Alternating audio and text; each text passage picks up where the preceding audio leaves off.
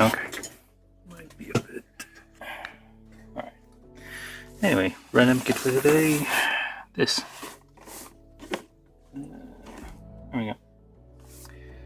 Let's get this in frame here. Alright. So today we're building Kyoukai Senki. A show about mechas from 2020, 21, thereabout. It was from Sunrise, yeah, and basically had very Gundam-ish themes. Basically, young boy finds robot, fixes up robot, gets in robot, fights a war, makes friends, and has mascot characters along the way. Yeah, that's basically the idea. I mean, there was a bunch of political stuff and heavy themes, the usual. Yeah, very Gundam feel to that show. I didn't watch the whole of it. I think I watched like first 3 episodes, but some of the model kits that came out of it were nice. I mean, they look nice, so I got them, a fair amount of them. So, yeah, I'm gonna building this one, which is, oh, look at that! Lots of moving parts in this thing. The fingers move. Look, this is new for an HG kit. I mean, these are sizable fingers, I guess. Oh, 6. Wait, 1, 2, 3, 4, 5. Okay, but they're not arranged in like a hand configuration, which is rare for a mecha. It has a head, so it's weird. It doesn't have a human hand. I'm guessing this is the enemy mecha of some sort. Getting closer is included. Yeah, this is from 2021, so we do have English in the thing here.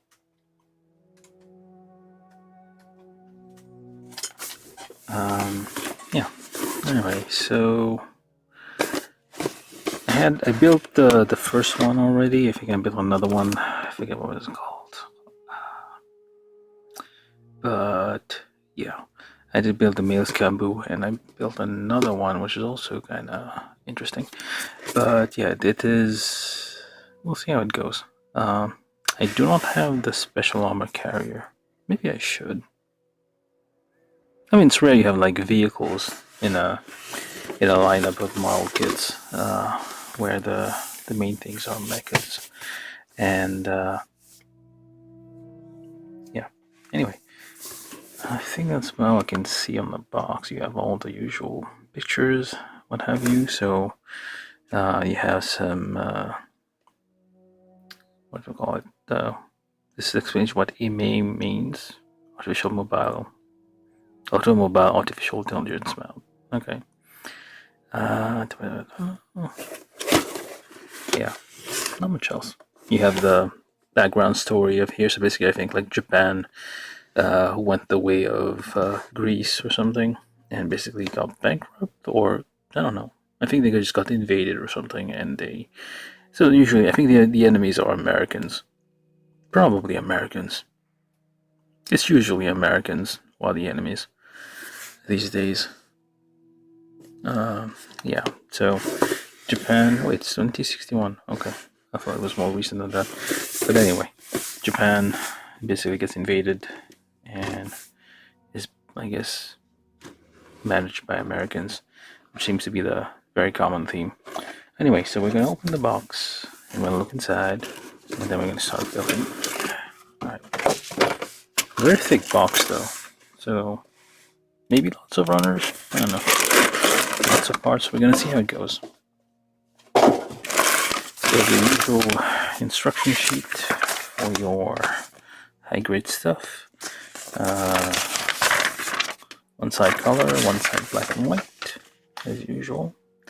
And yeah, lots and lots of instructions. So, yeah, seems to be lots of moving parts, like it was shown on the box here. So massive blah blah blah blah.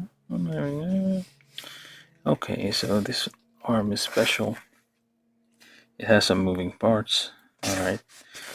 And we're gonna see how it goes. Yeah, it shows off like various. Oh wait, where do we even start? We start usually on the black and white side. It doesn't matter where you start. Yeah, oh, that's different. It's not numbered, so you can basically start wherever you want. You can just pick whatever and just build that part, I guess. I guess I'm gonna start on, well, usually you start with the head or body and then you go from there. Alright, let me start with the head then. I'm gonna do that. But first, of course, we need to do the ASMR portion of our show where I twinkle some plastic pointlessly close to the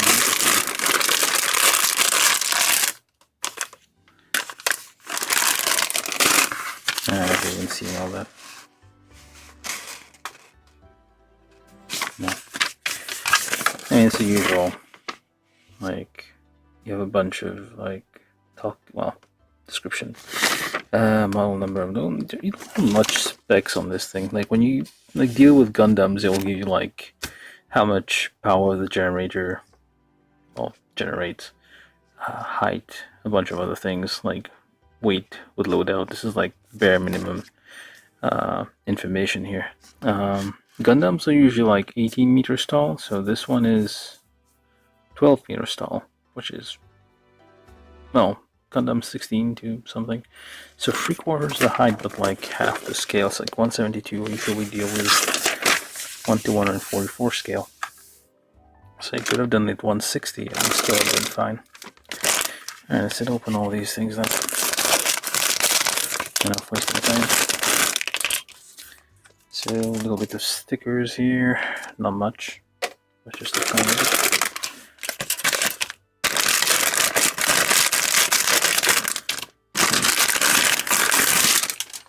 Thickness of the box doesn't necessarily mean, well, sometimes it does indicate that it is a complex kit, but sometimes it could just mean there's like very thick parts on some runners, so you have to accommodate with a thicker box. So should probably be looking at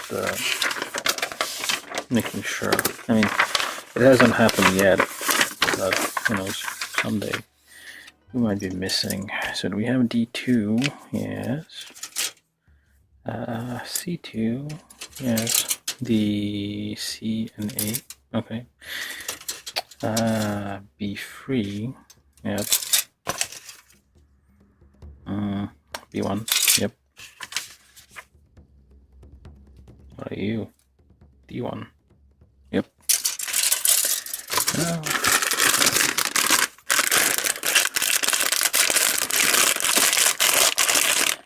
I mean, it has not happened yet that Bandai ships a box with missing parts.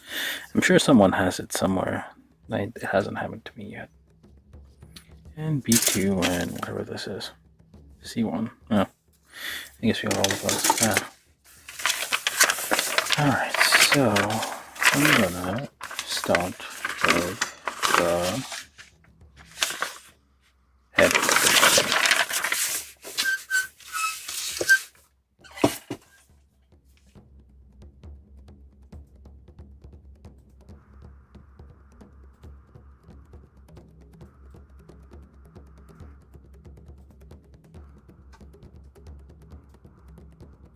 Okay, so I don't know if the sound was a bit too loud or something. It's kinda have to monitor the sound and it was feeling a bit echoey.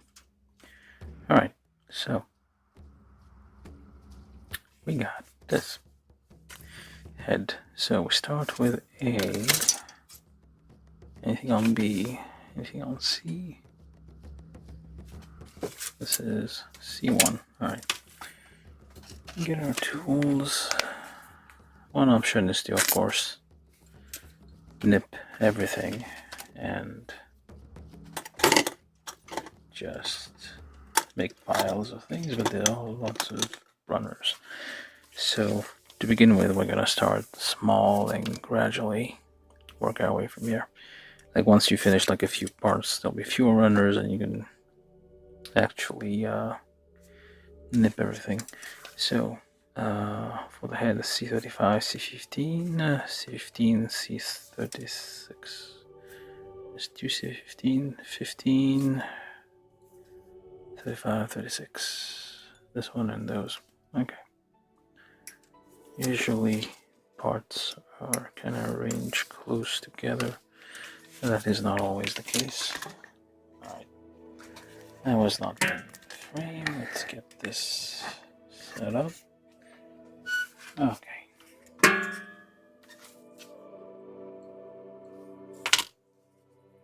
I think I'm in focus. Alright. So 36 and 35. Alright.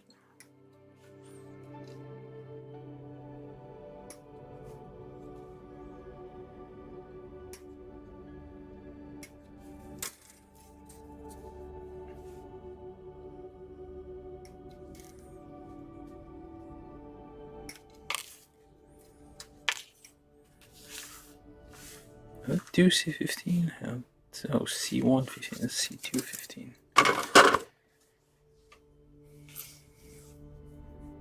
And then from B we have nothing. From what this is, D1, D1 8, and that's it. D1 8. Does it have one antenna or 2 years? I don't know. There's only one.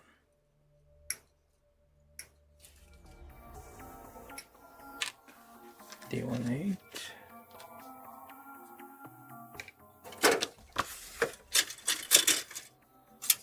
Nothing on D. Does it actually tell you? I guess it does not.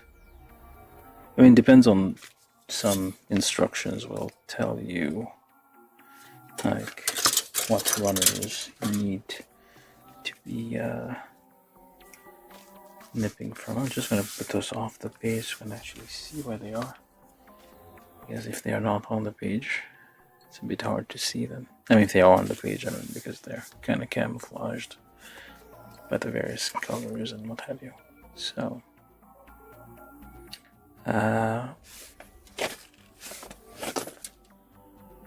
okay, so this is runner A, A4, A12, A3, A20, A11, what does it mean on the gate? A18, E78, so let's figure this out. So all of this, 19, 20, I mean this is a small thing, so I could probably just do the whole thing.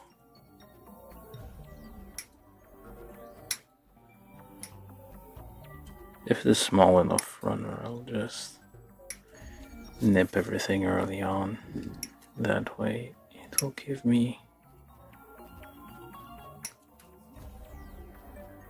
It's quicker to just nip everything rather than trying to figure out where the parts are on the runner and only nipping one at a time.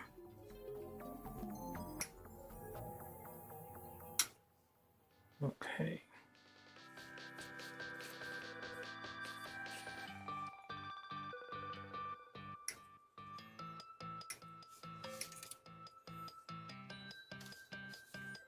No, some of these parts are kind of small, so and might get confused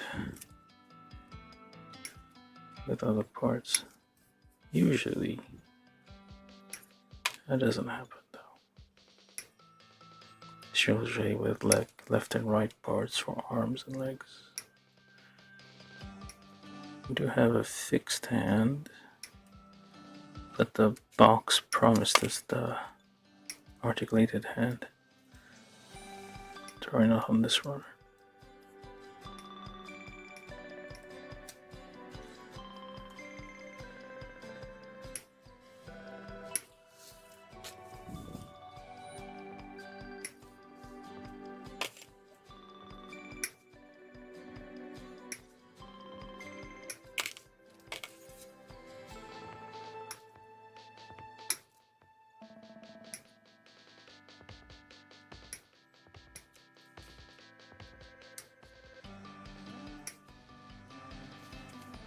The enemy in the show was the UN. Maybe I'm wrong. It was one of those shows like it definitely had a vibe of it only exists so that Bandai can push a new line of model kits, or Sunrise, I guess, or whoever. Basically, just wanted to like have an excuse to make some mechas and design some like model kits for them. They are, I mean, the construction of these robots are kind of mechas. I mean, not robots. They're kind of simple. It's like they're designed with future model kits in mind. I don't know if, well, maybe Iron Blood Orphans as well has the same problem, let's say. Although I don't know if it was intentional in the case of Iron Blood Orphans. Probably was. They basically design like the story, the kits to be simple. I mean, this one has a lot of variety. It's not like necessarily like Iron Blood Orphans where everything is very much identical. Like the same in the frame, at least, just a few option parts slapped on top. But these are somewhat simple construction, I guess. And then now, like the hinges, the way the arms are construct, legs and construction, everything, they're basically somewhat simple. This one should be coming out. Why is it not? No, it is. It's just it hasn't realized yet it was already nipped, which happens when you have sharp nippers. Yeah, these two have already been nipped, but they're still on the runners, thinking, "Oh, we're fine," and then they fall. That was a whole away. Okay. But yeah, simple construction. I think we only need a, okay, so I think this was a 4, and then we need a 12, which is this thing. A 12. Way too close, I don't know.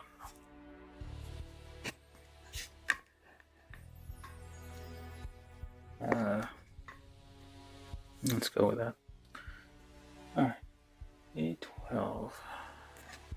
Maybe a bit closer. Nope, too close. Alright, there we go. That should be good enough. A12, and then A3, which appears to be this thing, I think. Looks like it, yeah. This is weirdly asymmetrical. The head's like, no, that is on purpose, I guess. It's a bit, yeah, it's a bit weird. Well, we'll see how it ends up. So, and then we need the helmet part, A11, A20, where are you? A20, although we had a symmetrical part here. And A18. I just, oh, did I? I thought I did. Maybe I already moved it somehow. Where does it go? It looks blue on the picture, but I don't think it was actually blue. Let me just check. Oh, there it is. That fell on over there. Alright, A18, A78, and then A19, which appears to be this thing. Yeah, it's very asymmetrical pieces for the head. That's unusual.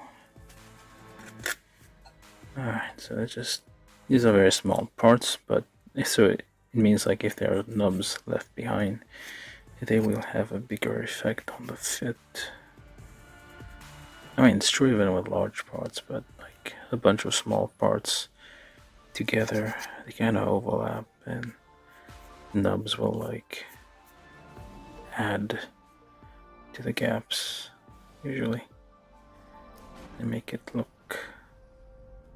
like you make it harder to fit the pieces together, and it will look a bit weird. Alright, so let's just check around for nubs, just a little bit of that thing here and here.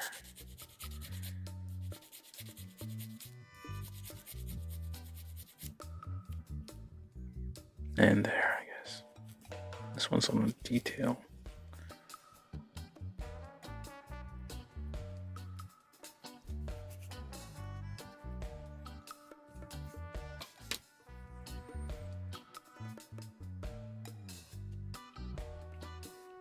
Alright. Try not dropping pieces to the ground here, so try to get this in here somehow. I'm not sure how. Like so, maybe? Nope, that's the wrong part. It is this one. What am I even doing? That's why it didn't fit together.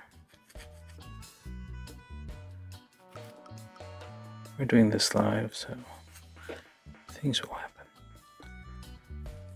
But of course, if you are joining us, consider subscribing. It doesn't cost much, just click a button. You can even mute it. I mean, mute the subscriptions later if you so feel. What the hell am I doing in this thing? Alright, I'm holding it like so. And this edge here goes into there. Okay. There you go. It kind of fits in there. Not really. And I don't know how it fits in anymore. I guess it'll look better once you get all the parts locked around it. Okay, this weird little red bit. And then that other weird little red bit. Just make sure you get the nubs.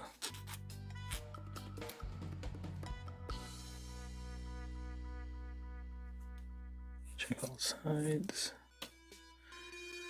And then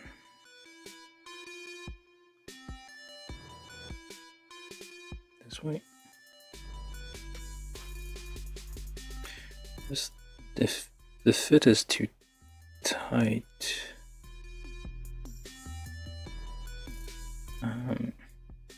what the hell am I looking at? This way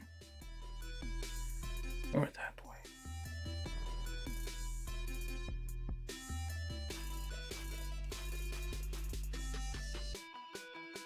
Yeah, if the fit is too tight, I need to. Oh, it's already loose.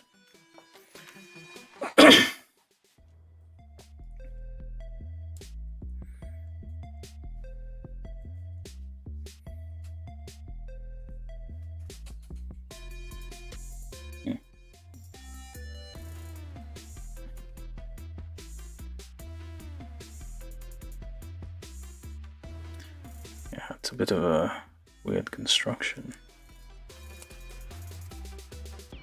If you start hurting yourself, just get a stick to actually help with the pressing of the parts together. Or any kind of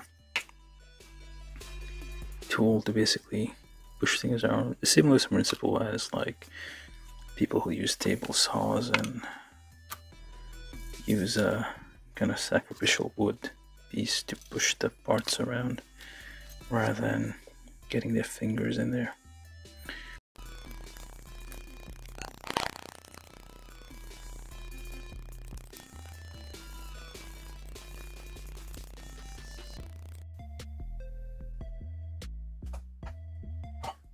Alright. And this one doesn't want to go in. Oh, never mind.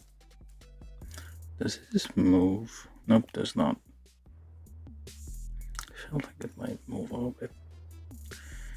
Alright, so then on top of that we add the whole helmet. Just loosen this a little bit.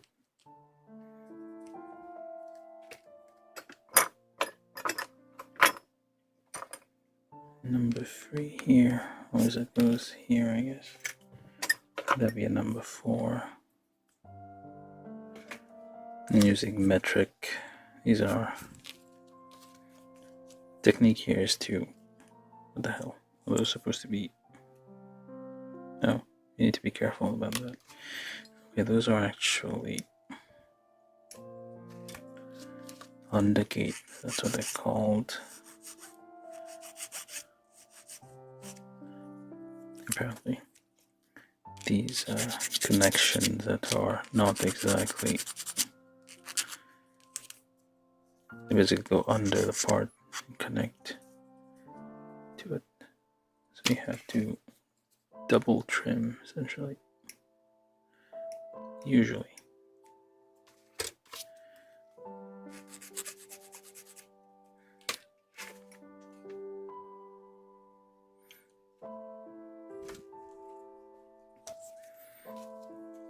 And then that goes on there, like so.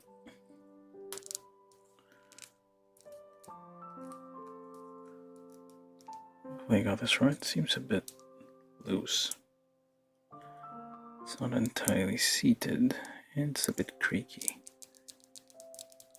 Creaky models usually means, not creaky parts usually mean there's like a fit issue. At least on Bandai stuff. Some other manufacturers, creaky is just normal.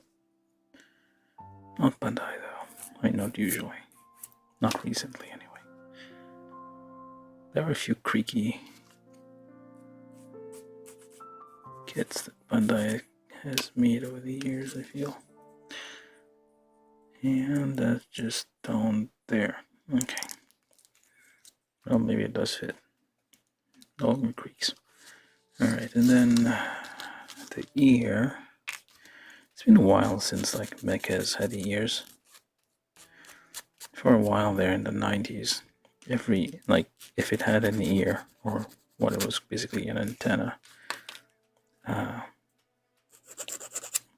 it's probably based on real life satellite antennas for satellite phones, which had very thick, large antennas, usually fold. So mechas would have large ears, or well, antennas really. It's been a while, yeah.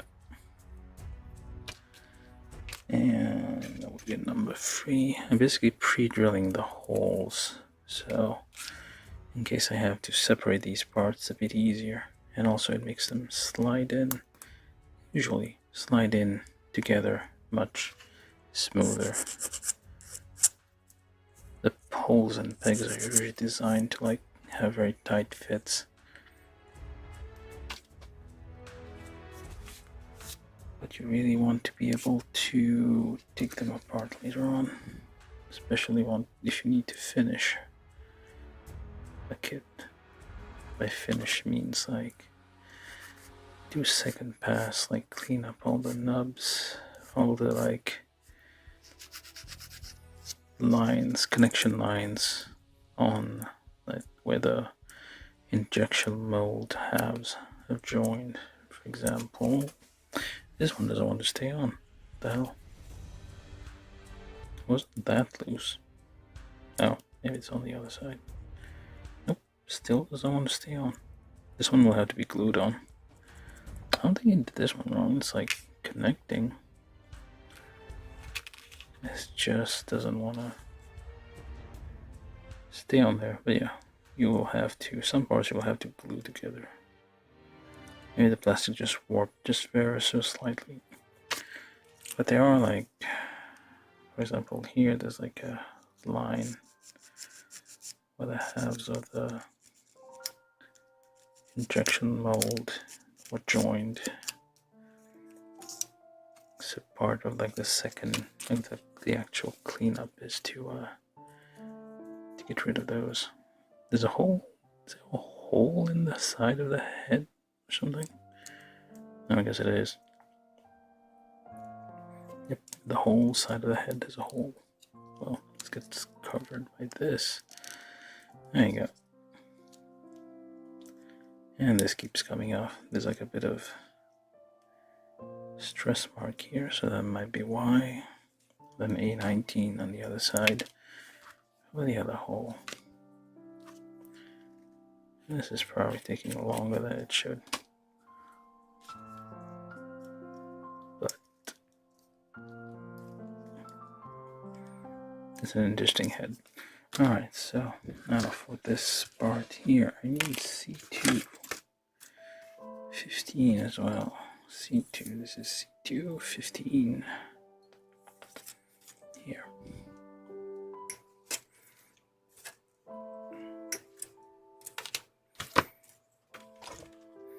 And then we take C2 and that other one, we just put this on here. Polish this a little bit. And this one goes here. Polish that one a little bit. And just 1.5 millimeter here. Just a little twist. Just at the opening of the part there, and knife. These nubs sometimes expand horizontally when you cut them. I mean, the plastic kind of gets squished, and you have a little bit of a nub that goes horizontal, and then you just put that in there, and that should make for a neck and a head. All right, that was a head. Now I'm going to build a jamming binder now, I guess. So A, B, B1, B2. This is from what? I have no idea. Probably A. I'm assuming A because it looks like it fits over there. And then I'm just gonna do, this is B3, not B3, I need B1 and 2. So B1 and B2. Let's see now. 10, 11, 10, 11.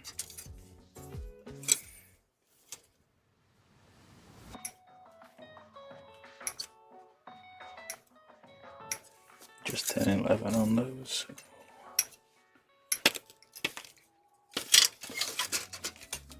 For the time being, we're just gonna stick to those two. Next time, I'm gonna nip the whole thing. I mean, I could just do it right now. There's a lot of parts on these things. And then on C1 and C2.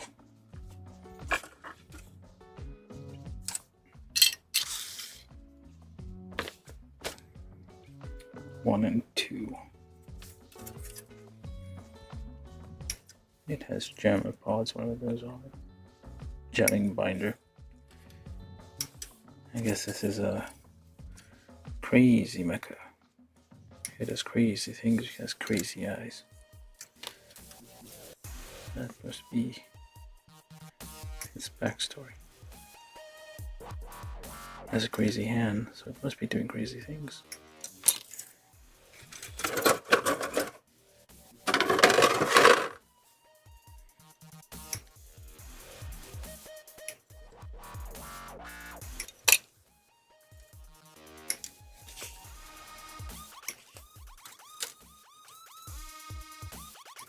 What's happening with the music here?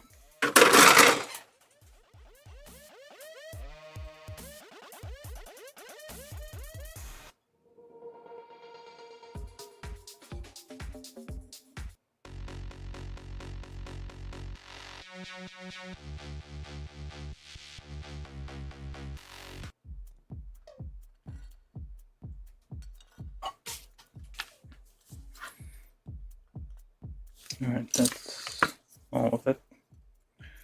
And we have a parts from A over there. So goes there, goes like this. There's not patchy, but just sits there. Get rid of some of those knobs there in case it is going to be, yeah, it's probably going to be fitting in the back, so you want them to be somewhat clean.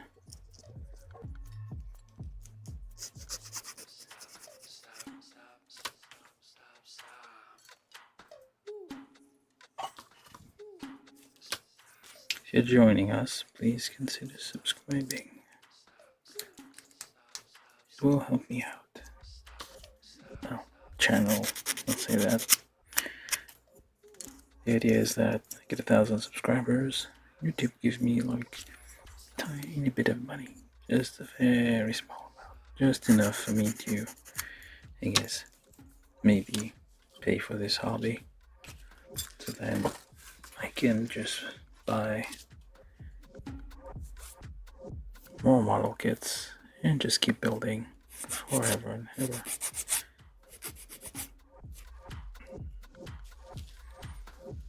Rid of those nubs there.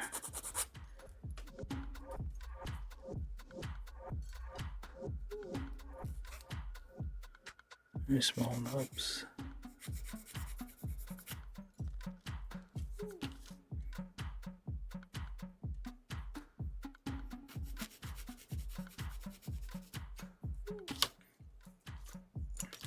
It goes in there for some reason.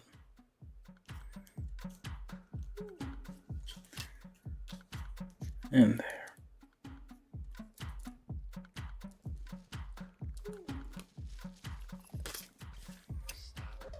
And this one goes where?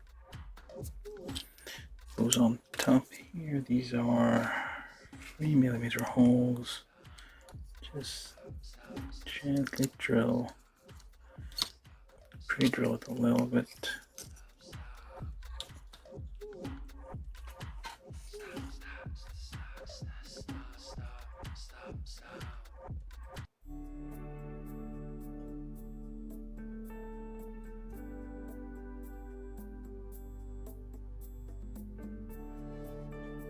Oh, the aerial to the Ifrit? Compare what to the aerial? This thing? Why would I do that? Not the same series at all.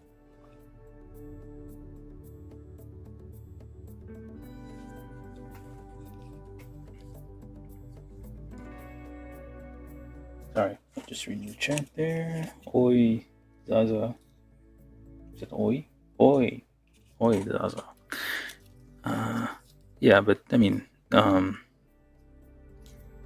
Ifrit is, I mean, compare what? Compare this thing to the Ariel? It would be. This is like from a different show completely. I do have the Ariel built somewhere. I just need to find it. Somewhere in the sea of boxes. Alright, so then this thing here. I mean, if I do another Glitcher Mercury kit, I'll probably do that. I'll do a comparison. Yeah, I think I guess I forgot to do that last time. Like I mentioned the Lefeuth, or Rubris, I guess. Libris, Rubris, I don't know how it's called. I just call it Lefeuth, Lefrith, because that's how it's spelled in English. Or French, I guess. But yeah.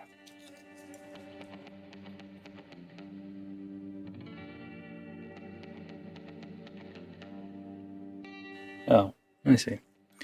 Yeah, I guess I can do that. Once I'm like still at the beginning right now. Wait a minute. Does this go there? That doesn't seem right. Hold up now. Goes like so. Oh, I see. That's the open, close. Look at this thing.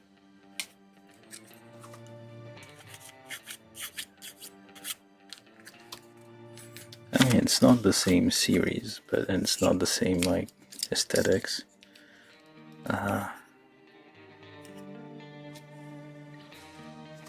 Well, we can do that, I guess. We can compare them in the story, but, like, it's not an AI, really, in Ariel. Or it's a copy of a thing. Spoilers, I guess. Those are the... whatever these are. Backpacks. So now... well, I guess I should actually build the body. Like it's...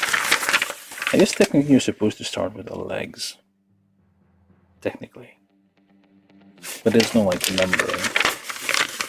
Alright, fine. I'll just start with the legs.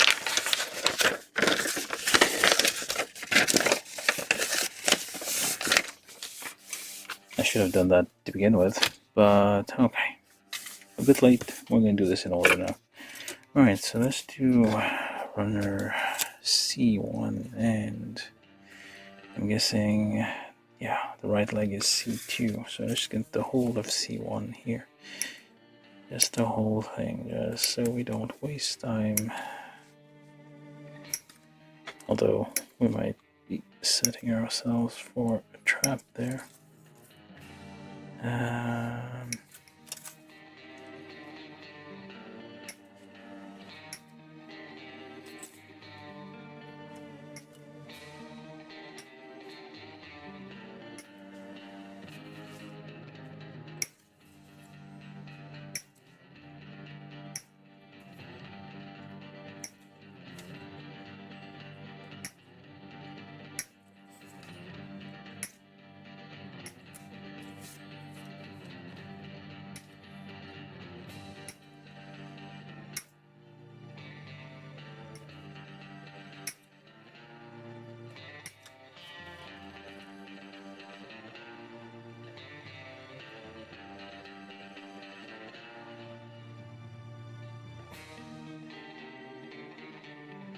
The Pretty Hound was the look like it was working from Earth.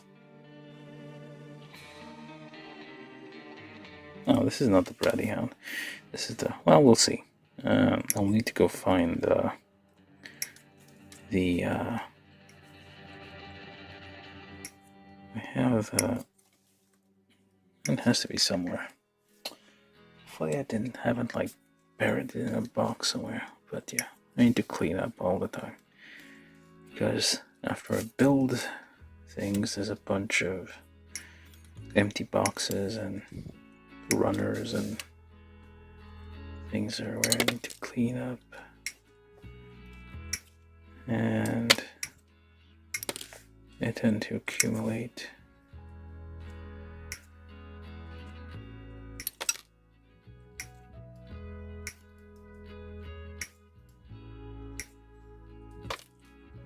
Should knit fast enough. The part doesn't know it has been cut. It's a samurai move, I guess. See, it's already been cut, but it doesn't know.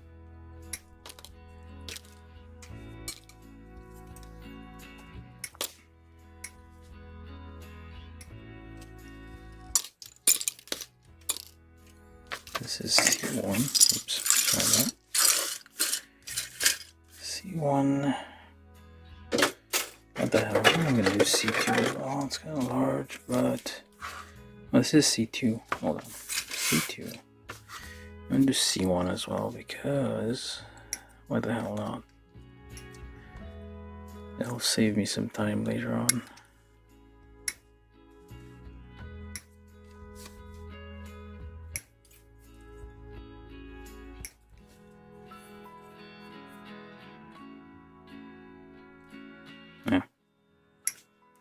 Yeah, I'll need to go make lunch after this too.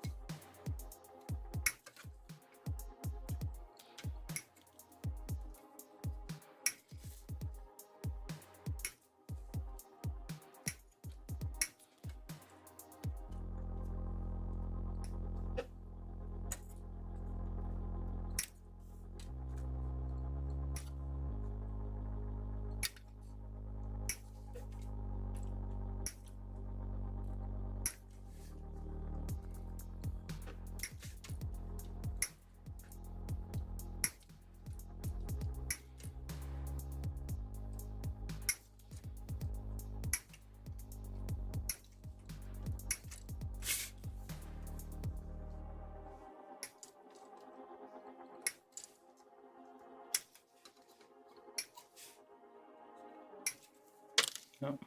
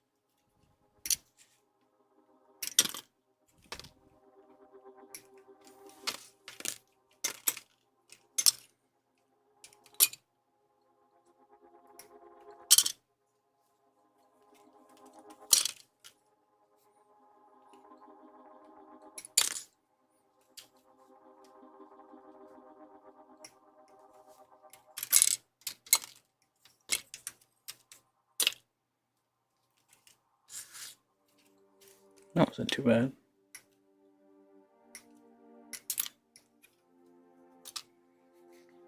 That was a hold of C1. Largest runner in this kit. So make a nice pile out of it here. Hopefully you don't mix them up too much. And then we also need B. This is A over there.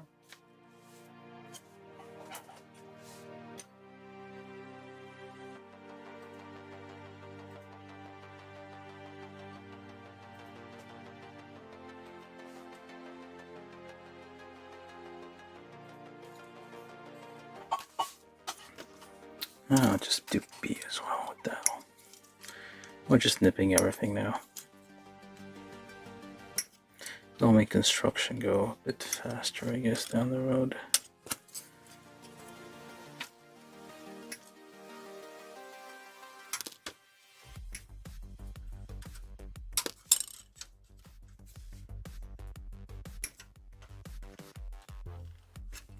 Come on. And these nippers are sharp, but they are kind of small. which makes it hard sometimes to get the parts out.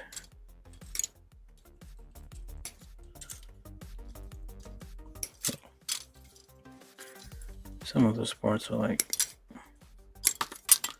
in a weird angle, so that doesn't help. These ones are all, that was B2.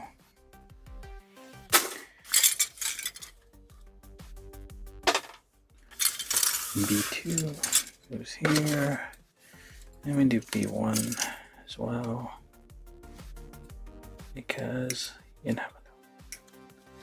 So we might as well mix the two together. I think it should be fine.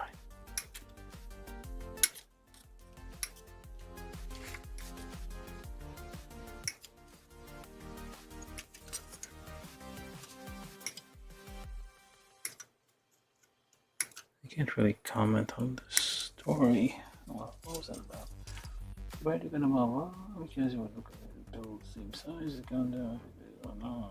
Yeah, it is not exactly. I mean, it's like slightly bigger than a 144 scale. It's not the same scale. But we shall try to accommodate that request. Once we're done with this, hopefully it shouldn't take too long. Trying to speed through this.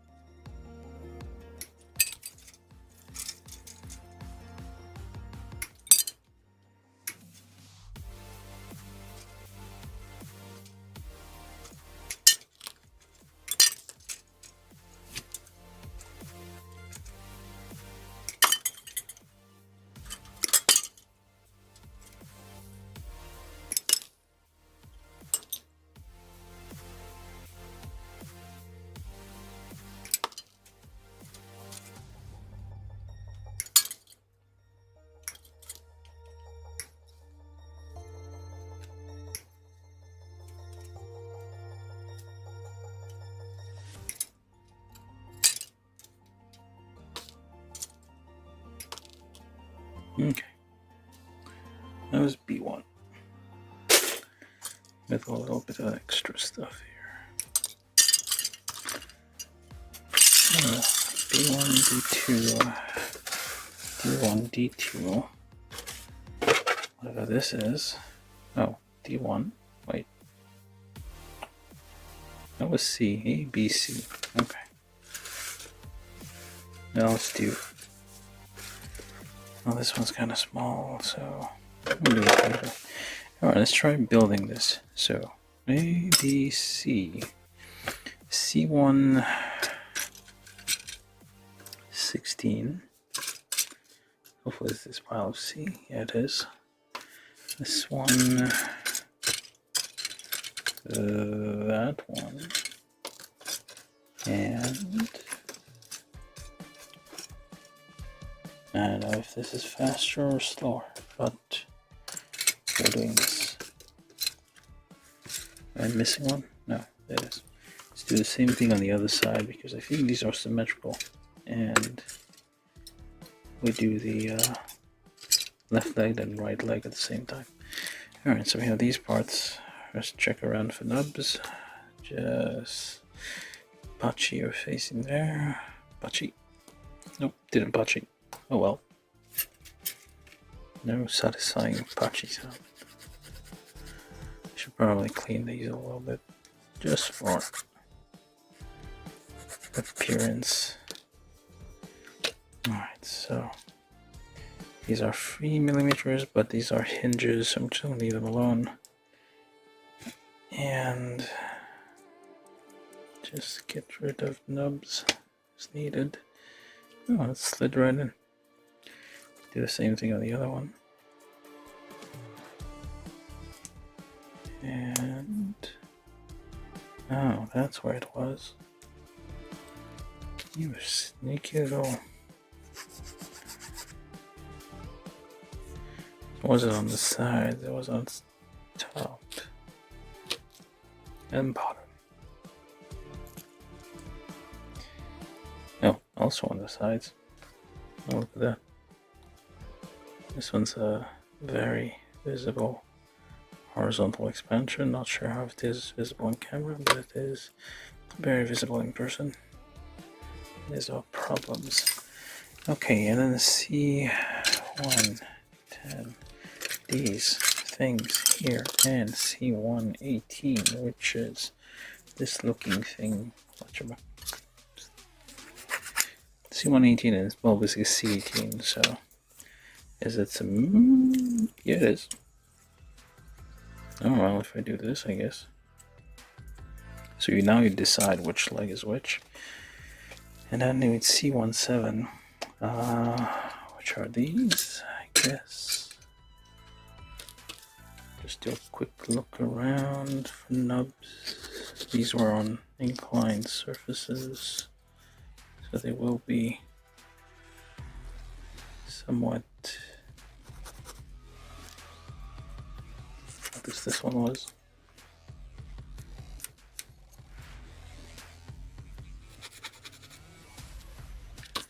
Alright, so we join these together and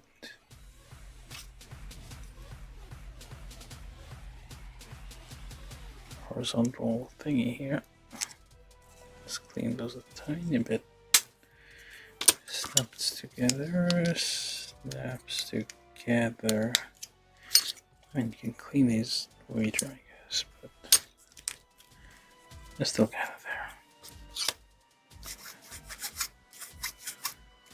I guess I can save that for later. Look later, clean up. Alright, so, and then you put the C7 onto there, which is like so. That's a bit visible. Gonna have to mask that somehow.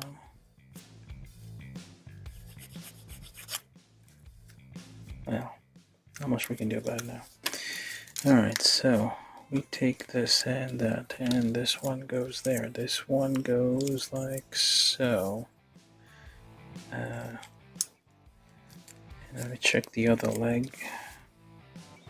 Goes the same, but the opposite direction. Let's check this. Am I getting the chicken leg right? Yeah, I think I did. And then this one goes like so. That's a weird one. And this one goes like wrong.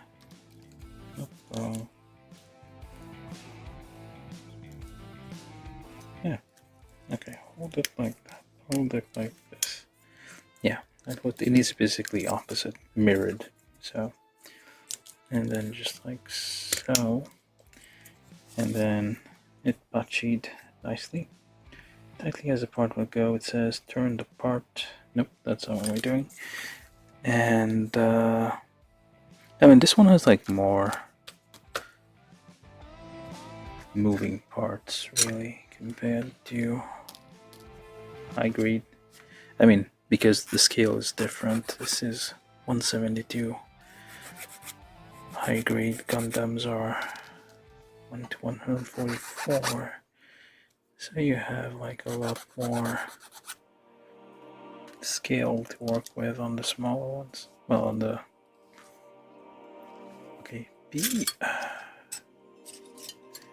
what was it?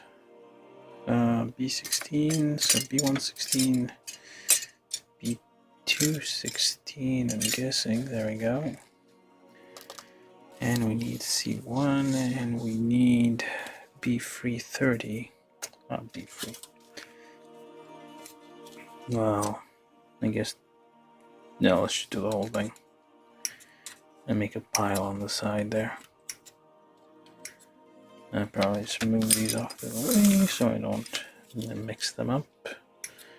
There's a waist part as well. These are lots of small parts, or large parts rather.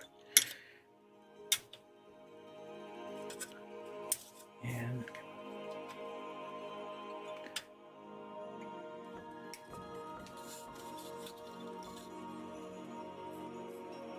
Kind of a weird angle.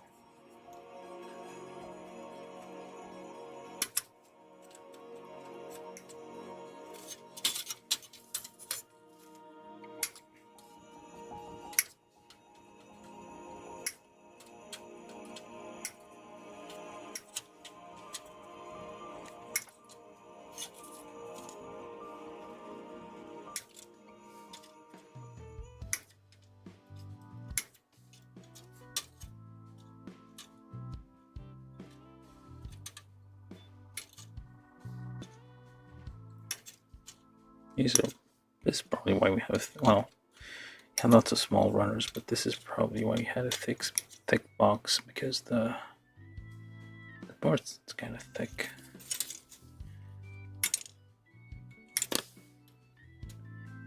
And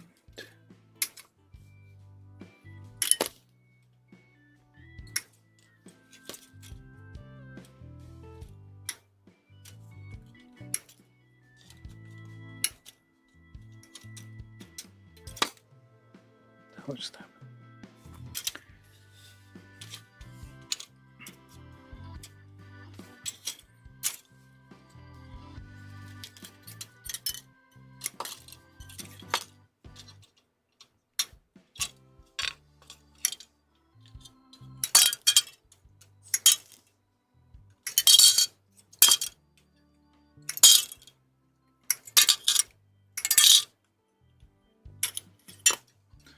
Alright, the whole of B3.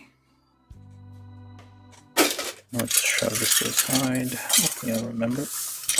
Okay, from B3 we need B330, which appears to be, can be it. One of those. Yes, these two, I guess. Might be this? No, doesn't seem like it. Maybe it is? Yeah, it is. B330 and B331, I guess. And the side stuff there without the holes. When do we use the ones with the holes? Oh, there we go. And B326, B3 whatever else. That's probably a shield of some sort. And let's build this. Right. So take a leg. Take it apart, clean the nubs,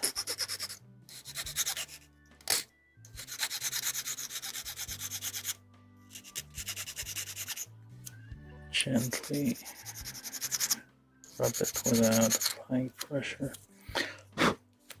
Well, probably not necessary at this juncture. Okay, so we got this thing.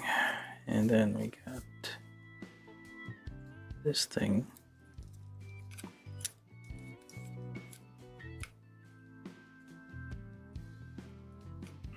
It seems like it should be there. This one, same deal.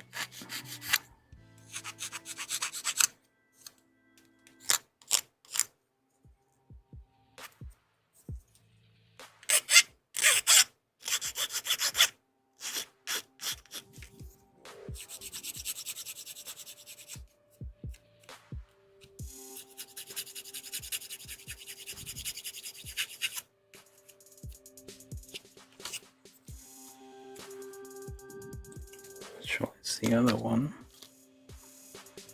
This one.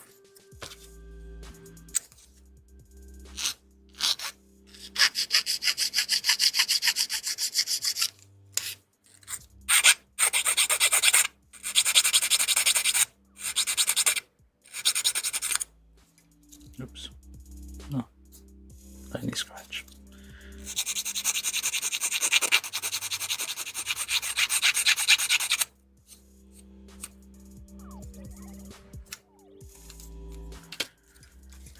You hold this thing like this one. Which one? Wait a second. Okay, one was mounted wrong. Let's go this the other way.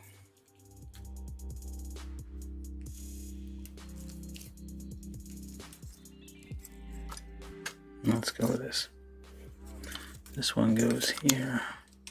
Large holes. Seem like 3mm. Just pre-bore those a tiny bit. I don't have something big enough for this, I think. So I'll have to make do. What the hell are you doing? You're sticking. It is the correct way of doing this, but oh, I see. It is sticking against that thing. There you go. It doesn't go in all the way, so there's a kind of a gap there. Which I'm not sure is a very good thing.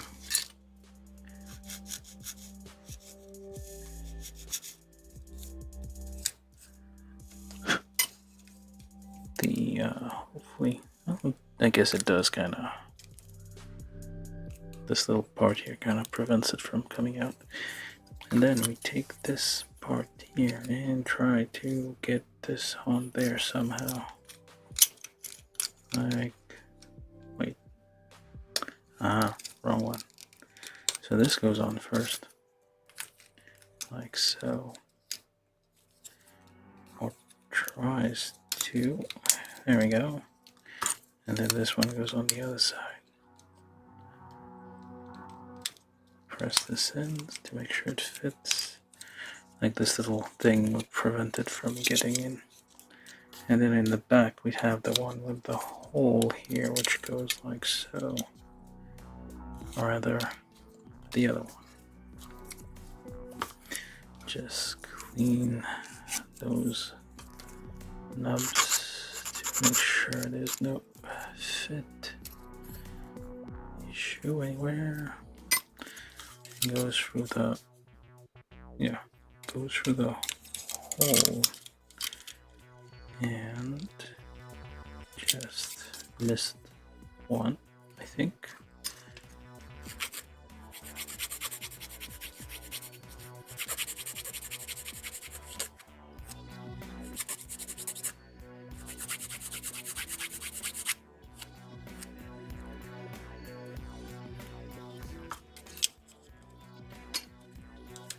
It's, yeah, you may have to, there we go.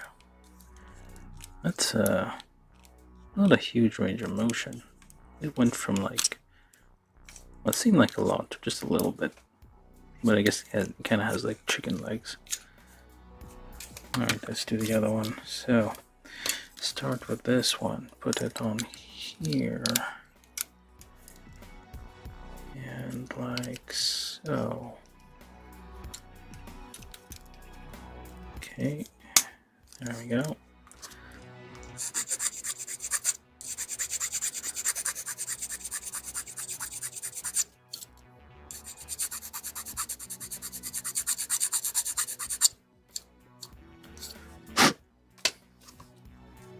This will need to be cleaned up afterwards. For the time being, we just move on. Oh, there's a bit of flashing here, which is kind of rare for Bandai kits. You can kind of see it here. This is where the halves of the parts were joined, and I mean the injection mold, and there's like a little bit of skin, I guess you call it. Called flashing. The plastic that kind of seeped in between. It's kind of rare to see that on Bandai kits. Alright, so this one just very gently pre-drill this. Not that it'll do much, but it'll help a tiny bit. Okay, so slide this in there somehow. You can do it. There we go. Press this down to make sure it's like in the right position. There we go, and then you move this like so. Oh, probably should have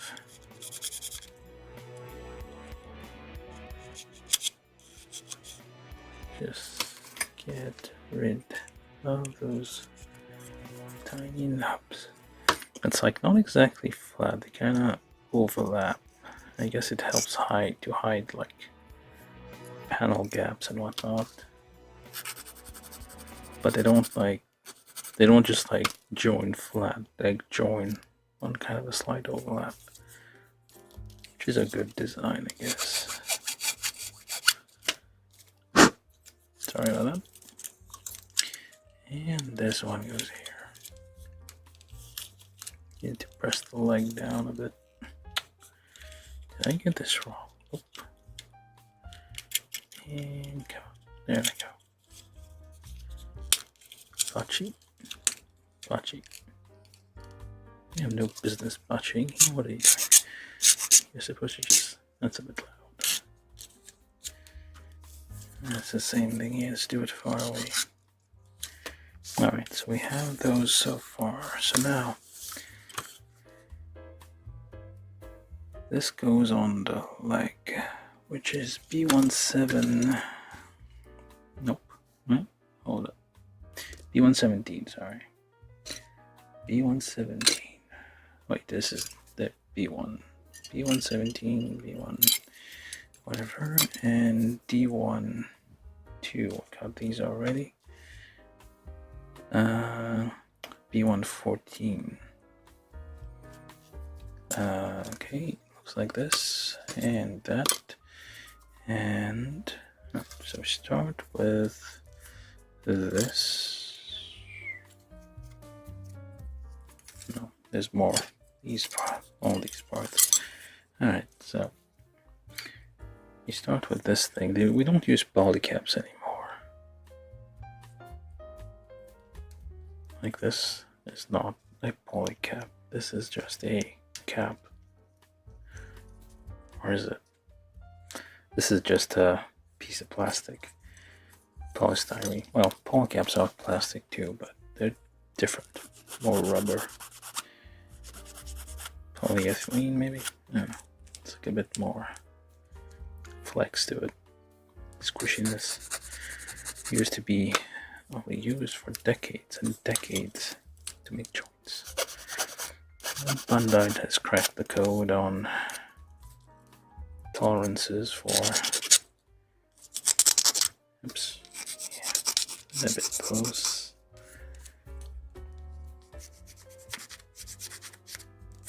If it's very noisy when you're filing, you're probably doing it wrong. So it needs to be very gentle.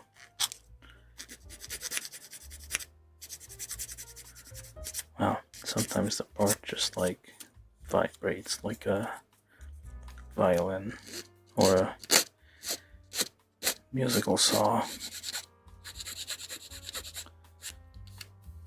which is a fun thing to do.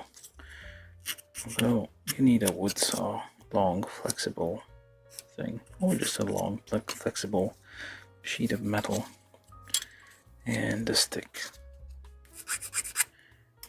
Not a violin, bow, or whatever, just a stick, and you can make it vibrate. It is fun to be had for hours.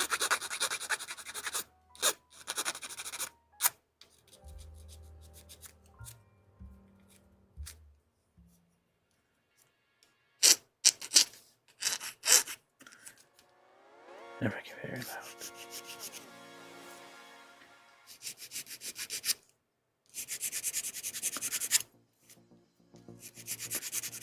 If you're joining us, please consider subscribing.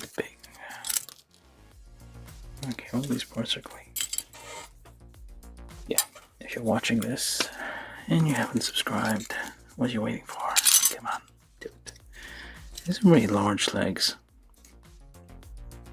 Alright, so what was I looking at here? So this thing goes on here. There's a flap. Actually, should probably clean that first before we do anything. You gotta be careful with those small hinges. Looks strong, but they can break. especially when you're trying to like put them together, or at least distort and bend in weird ways. Did this one, did that one.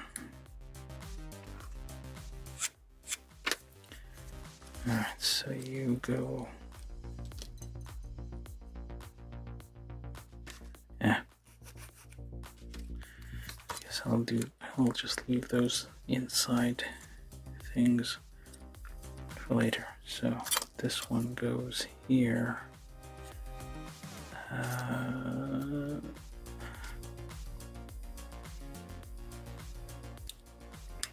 Oh, it does go in there, I guess. And it does not move. So number 3, and maybe some of that too.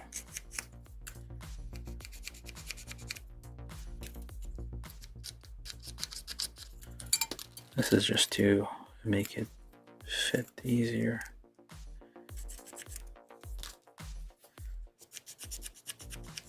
Not an exact science, but shaving just a tiny bit of material off these helps a lot, making the parts slide in together. And there. Alright, so let's give this another try. Alright, so got all the knobs, I think, as much as I can. This flashing still. This is kind of rare for Gundam kits. Not Gundam kits, Bandai kits. There's a bit of flashing. I guess the part was kind of... These are the things you usually take care of when you finish the kit. You go around looking for those. There we go, it slides right in.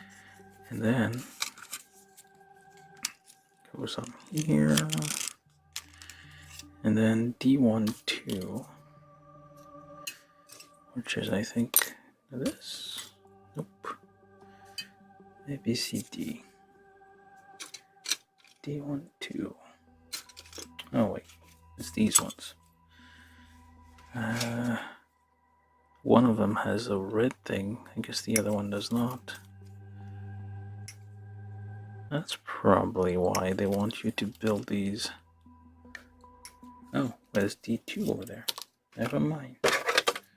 There's another one. Forgot about this one. There's D1 and D2.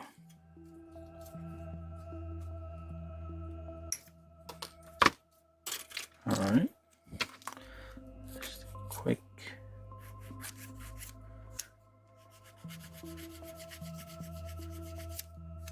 polish there. Try not to scrape too much.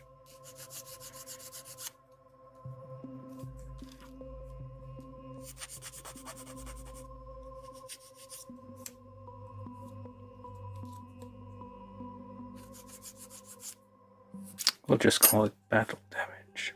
That's what we'll do. And then slaps on there. It is symmetrical, doesn't care which way it goes. Creaks a bit. Probably should have done something like this, I guess.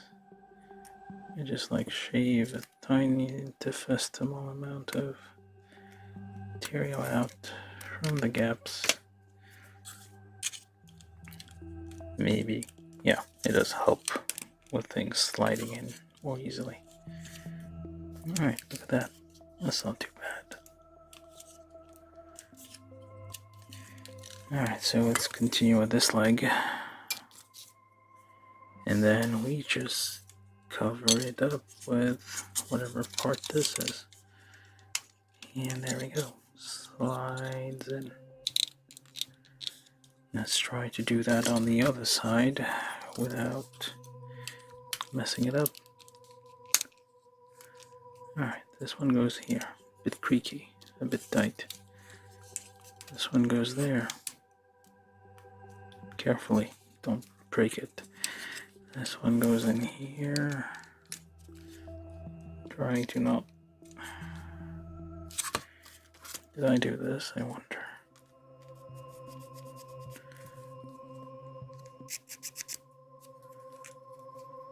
This might be better for this.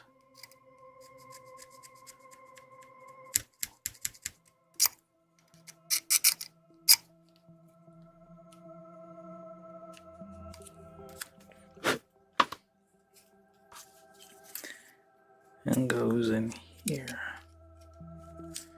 The reason I'm doing all this is, of course, so that later on it'll be easier to take apart. Not just 10, and I should probably have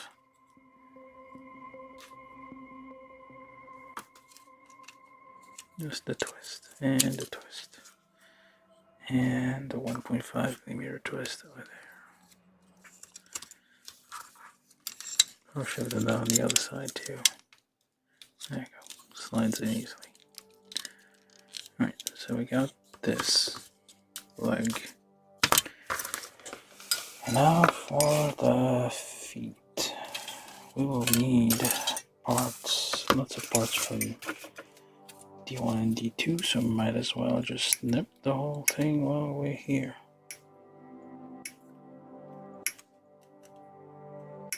Whatever this part is.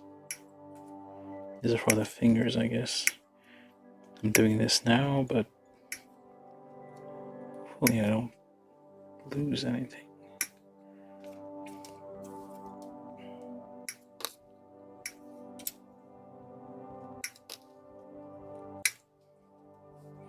Yeah, this is a bit more complicated than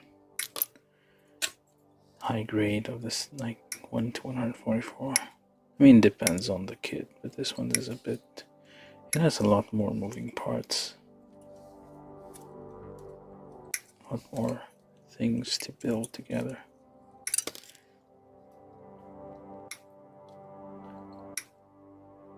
Which is nice. That's kind of what you want.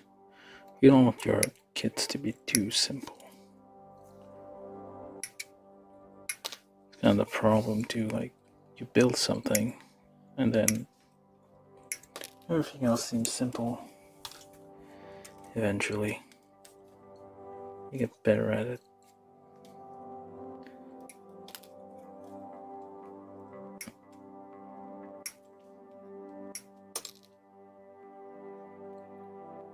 To find a spot to put all these without mixing them with the rest.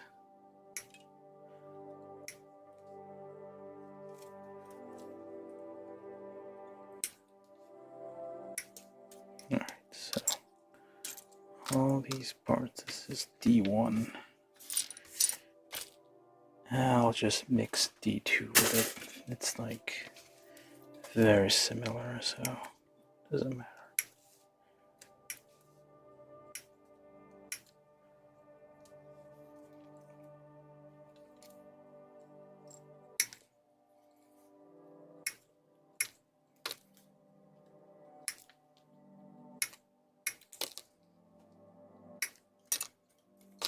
Three toes, I guess, on the legs there.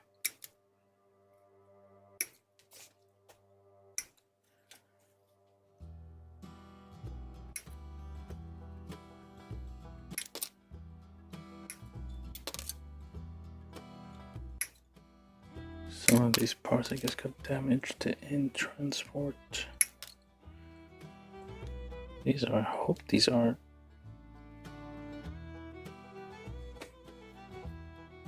Okay, I'm gonna check. Hold up. Yeah, I hope these are not actually... These look like sprues.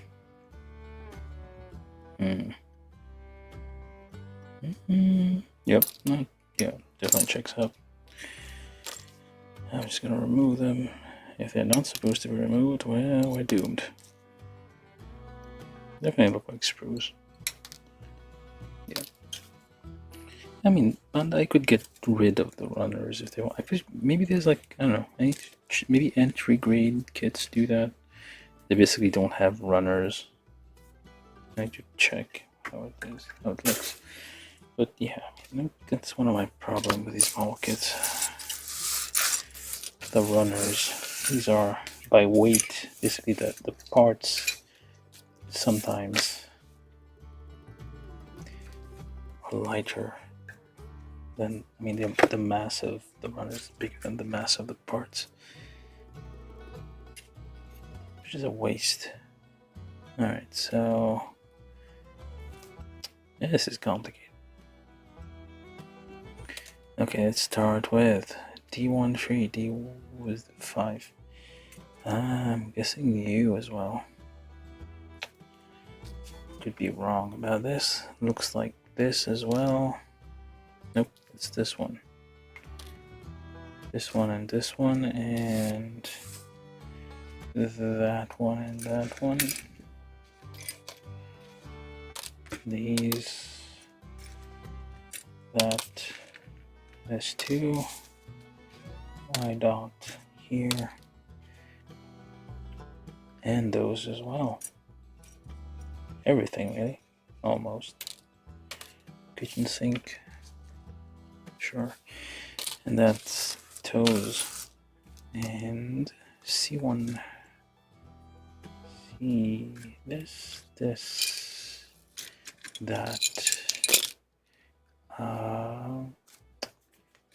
and these, and those, and where are you? This, and where's the, there it is. These, okay. So D1, D3, which I'm assuming is this one. Just check around for nubs because this is going to fit inside. And then we take, I'm guessing the large one. Does it fit? It does. On the large one here, just a little bit on toes, slight. This one and that one. I'm just going to try to go a bit quickly here. These are the large toes. Should be 4, yeah, there are 4 of them. And then small toes. 2 of them.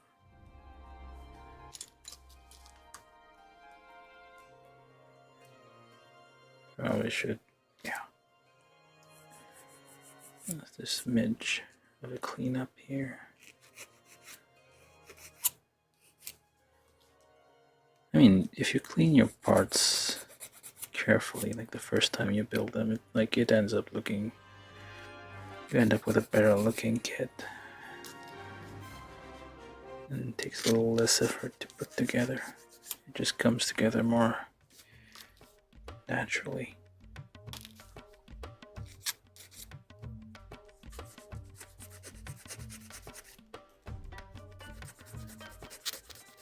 Nubs can be distracting visually.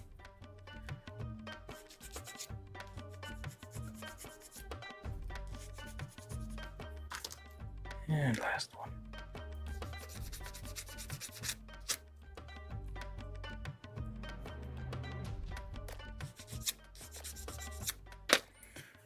Alright, so toes. Take this, and you take that. Actually,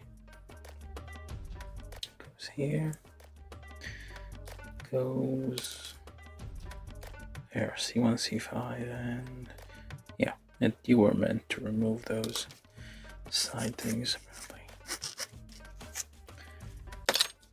And just cover that up.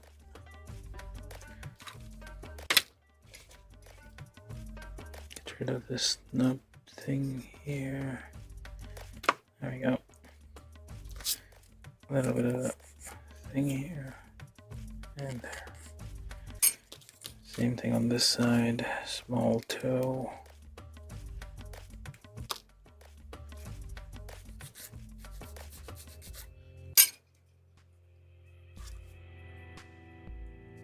so. And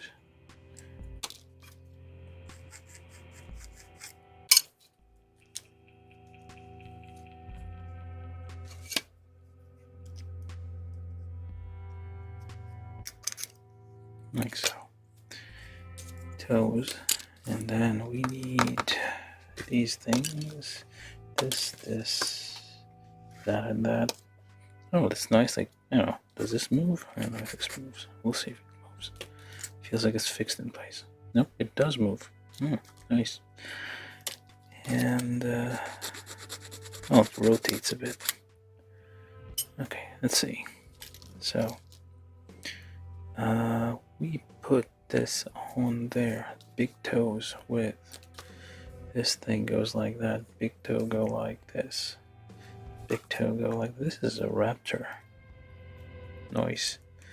Very nice looking thing.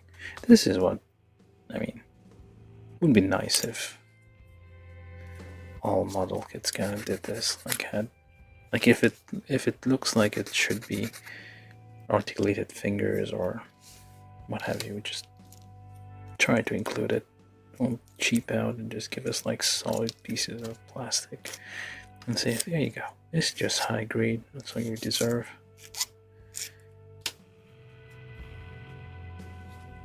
This is nice stuff. I mean, it could do it on. Well, we do have real grade. Wonder if they managed to make it easier to make. No, I should have probably done that first. Okay, let's just separate. Get the knife in there. Separate this one a little bit. Get it open. Put this in there like so. And slide that in there like that. Look at that foot. It's a whole creature by itself. It could be walking around. Well, that's not a very practical thing, is it? But yeah, it's a nice raptor. Very sharp. Well, it's rare for like high grade to have sharp stuff.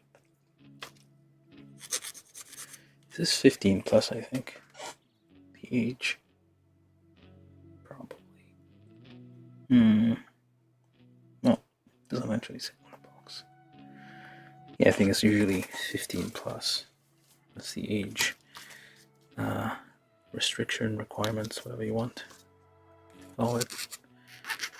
For these things, you have to be 15 years old. Building those. There are some for like younger kids though. Probably 15 because you need to use nippers and these are sharp. So you kind of need to have your wits about you. Alright, so this one goes on to here. And there. Yeah, need some cleanup, but we'll do that some other day. Fits in very nicely. Alright, 2 feet. And then these thing here, am I supposed to, no, this should bocce in place. Yeah, just bocce. Or does it? Okay, you hold it like so. Hold this like this. This goes in there. You get rid of these ginormous looking nubs there that are quite atrocious looking.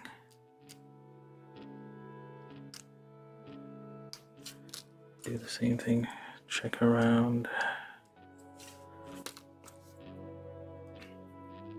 I think that was the only big one. And join this together. I mean, there's not. Yeah, it slides in. Like, occasionally you have to like drill the holes, but sometimes like these. I guess the newer the kit, the less you have to do it. Some of the older kits you kind of have to do that. Not these, I guess. It helps make things go a bit faster. So that is correct. And you bocce. And same thing with the other side here. slide in and slide in. Clean the middle stuff a bit. Just a little bit of a slice. And the slice, and the slice. And press.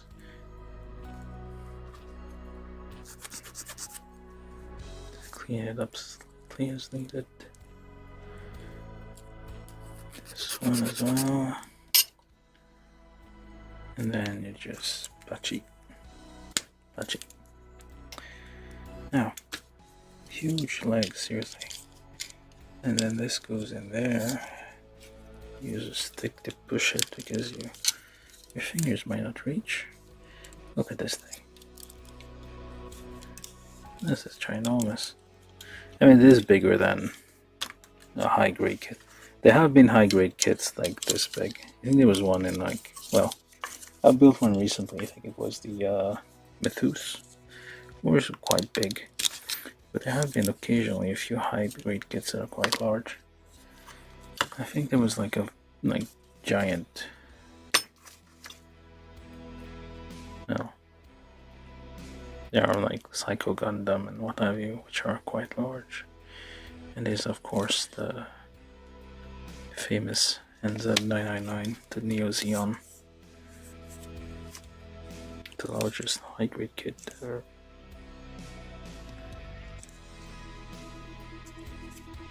To this day anyway.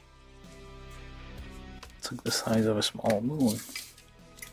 That's no moon. That's full frontal. Okay, look at these. Quite large, aggressive looking. Very nice.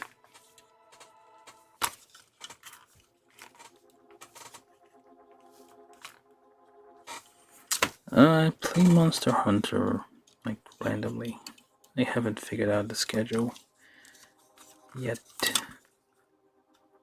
10:38. Oh, sorry, I didn't see your message there, but yeah. Just playing the chat there, I forgot to look up. I do random things. So occasionally I will play games. Maybe I should like just use one stream a day and just figure out like alternate days, I guess.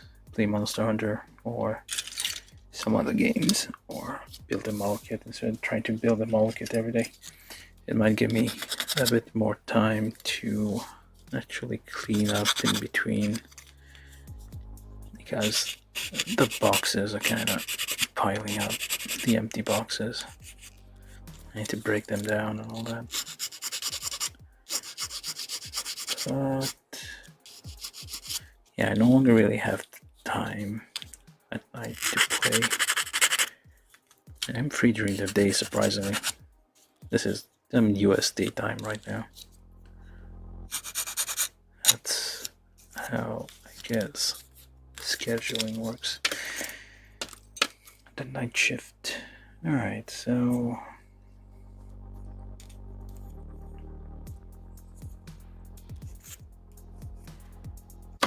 wait, what is this for? That is the waist, I thought. Nope, then we don't need that yet. Which else? This is for the chest. So we've been doing like the feet. That took quite a while. 1 hour 42. Oh. Okay, so D110 B2. I'll probably try play Monster Hunter like soon. I feel like I'm almost done with at least world main story.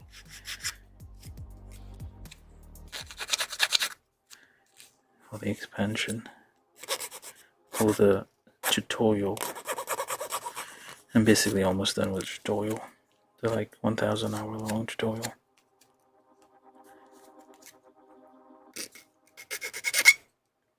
That was weird. Let's try not to overdo it. It's too loud. I think I should probably put this away. I think I nipped everything, did I? no more runners, so I'm just gonna put this away before I drop something on the blade and destroy it. These are expensive. Well, not expensive, but they are, well, kind of expensive. $15 is not nothing. Alright, so just cleaning random parts for no reason. Whatever is within reach. Okay, let's do this. So this and this go together. Actually, this doesn't actually start here, it starts there.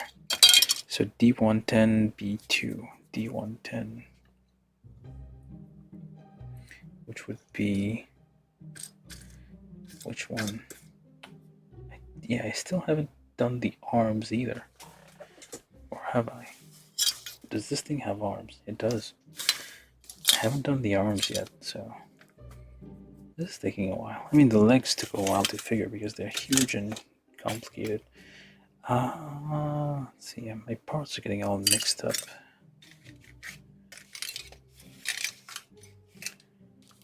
D110, A, B, C, D, D1, there you go. I think. No, that's not it. No, both red ones. There you go. D110, B2, B, A, B. Where are you?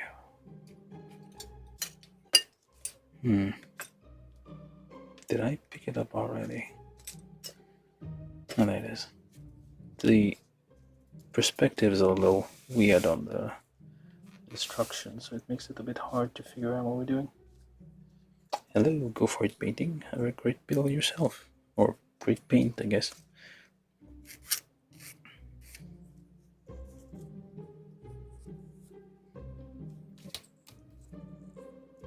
Okay, so this goes here, so let me just check. Does it fit? Does it slide in? Well, it's a bit tight. If it's a bit tight, just pre-drill it a little bit. There's a little bit of a nub on this thing here, so there we go. And sure, there you go, slides right in. Bit of a nub here. Probably shouldn't use the blade for because you can easily gouge the part if you're not careful. P1, 2, just this one. And just a little bit of a drill. And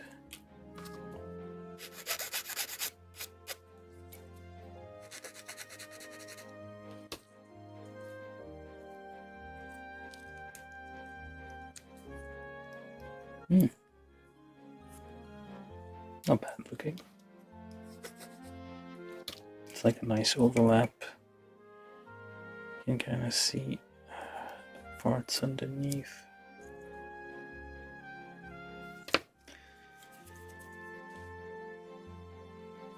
Okay, so then this and that other thing, where'd it go? There it is. Right, so B324, C1 33, C1 32.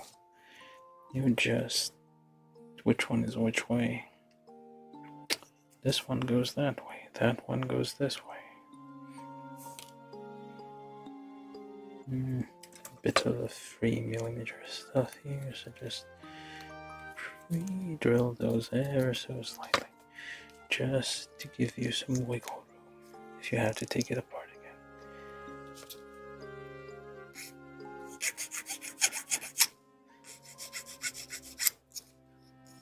And this is 1.5, I think.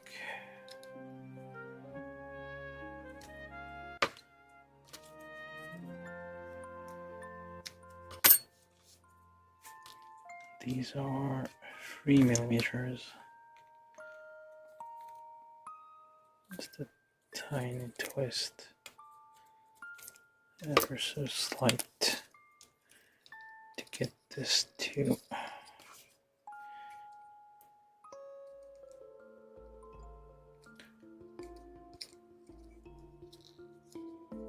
Just check around for nubs one last time before you close it.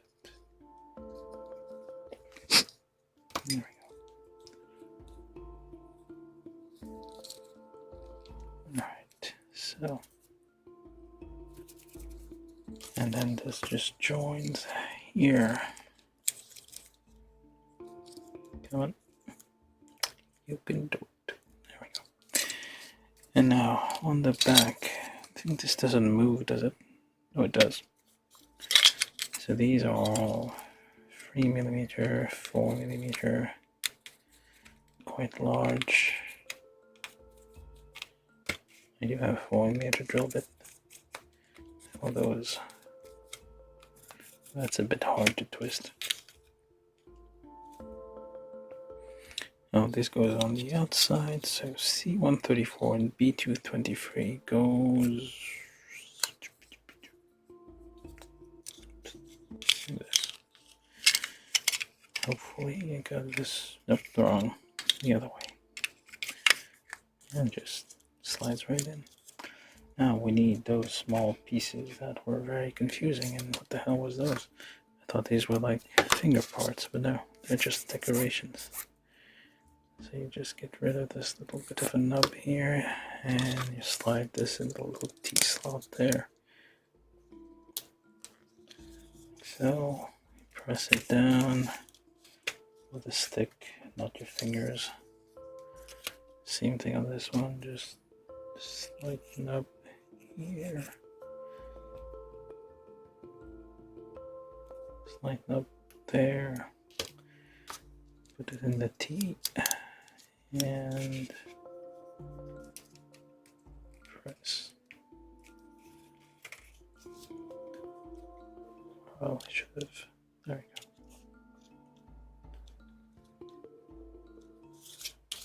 go. Nice. Not a shield, just a butt flap. Alright, so this thing, clean it up slightly.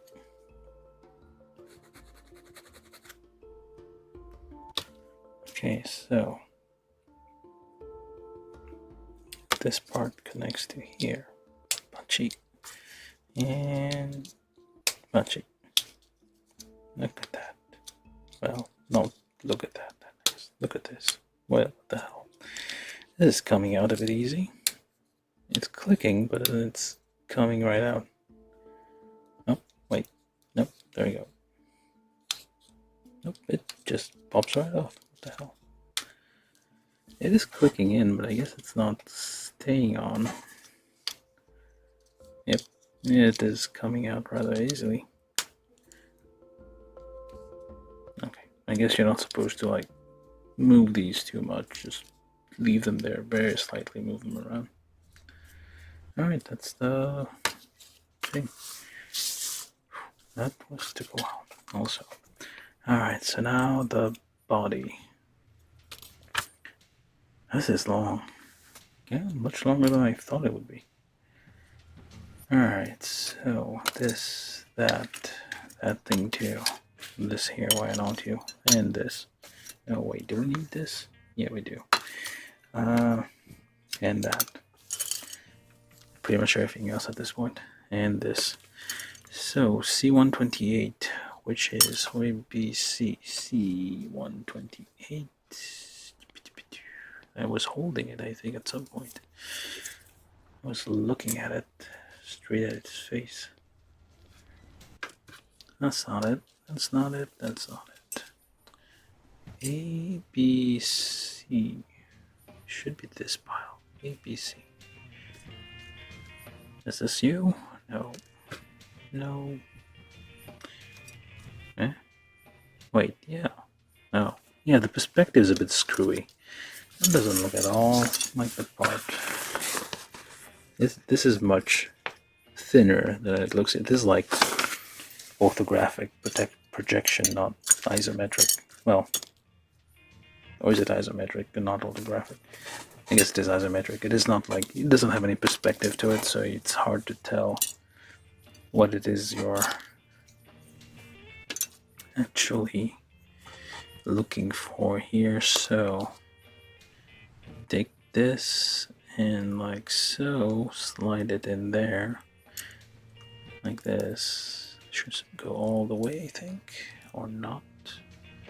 Does it? I don't think it does. Let's try this again. Let's check this for interference. Okay, let's take a look again. Oh, it does not go. Oh, it does go all the way. Alright. Hopefully I'm not forcing this. Well, if I am, that is troublesome. I won't be able to like get this out easily. I have to use this, yes. Hopefully without damaging. Yeah, that's kind of, yeah, plastic parts. Even non-plastic parts would like, if you, that's part of the reason I pre-drill holes, make sure the parts like fit in loosely, like, because later on you'll try to remove things and you'll get stress marks like these on the plastic because it is, what was it even supposed to go in all the way? I don't even know anymore.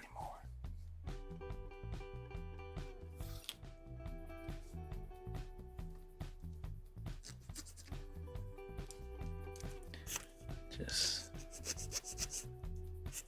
file these down a little bit. This is an internal part. It's not really going to show outside.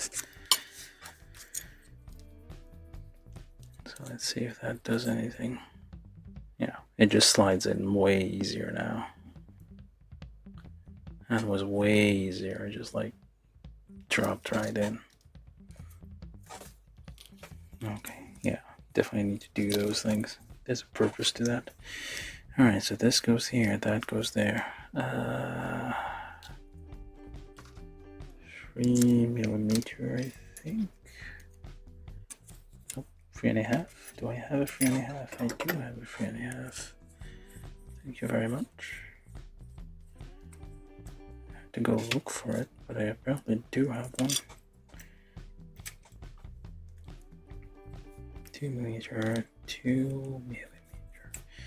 And then we take C1 and C2, which appear to be these things. No, not these. Ones with the balls or ones without the balls? Without the balls. These ones? Or do we have other ones? We have different looking ones here. Yep, it is these ones. This one and this one. Okay, so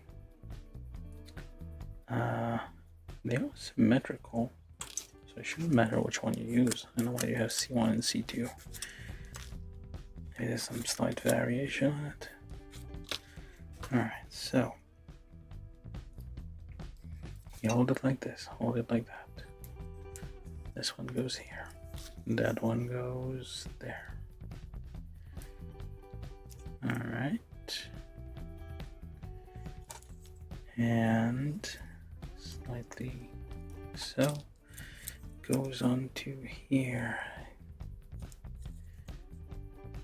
like this, and then this one, sure you get things. So there should be a little pointy bit, wait, the little dot here, that's where the top is. Then this one goes in here. It's a bit tight, so what we'll do is remove a little bit of material here, a little bit of material there, and there, and there, and the whole inside basically. And hopefully that will make it fit easily. Yeah, there we go. Slides right in. And then these are 3 millimeter holes there. It's very nice. It's nice how, like, I mean, the more modern design tends to like split the parts by panel line rather than just in the middle of a panel. So it's like much cleaner. For example, here you have side panels, where in the past that would have been just 2 halves like carelessly joined together. I mentioned the aerial earlier. I think you'll see it on there. That's the. I think the aerial is more recent than this one, though. Do I need this yet? Nope, I do not. I need the side panels. Side panels just B321 and B322.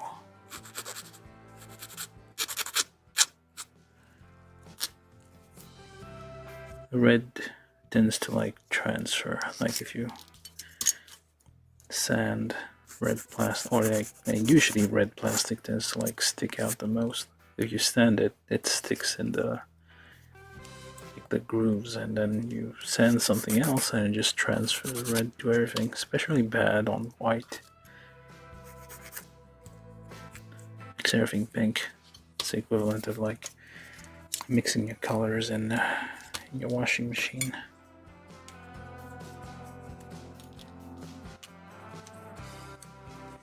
Alright, so then this one goes here with a little slot up there. Nice. And like this is what's holding, like even if you drill too much, makes some parts a bit loose, like in the end the thing around it will kind of, everything kind of just hold together. They'll like interlock, like Japanese furniture, I guess. Which is a nice design philosophy for these things. Alright, so then like this part and this part kind of want to go that way. It will like kind of friction against this one, prevent it from doing that. And we're supposed to, yeah, there we go. Slides in somewhat. Alright, connects. There's some nubs because it's a bit more apparent because the red kind of transferred onto it.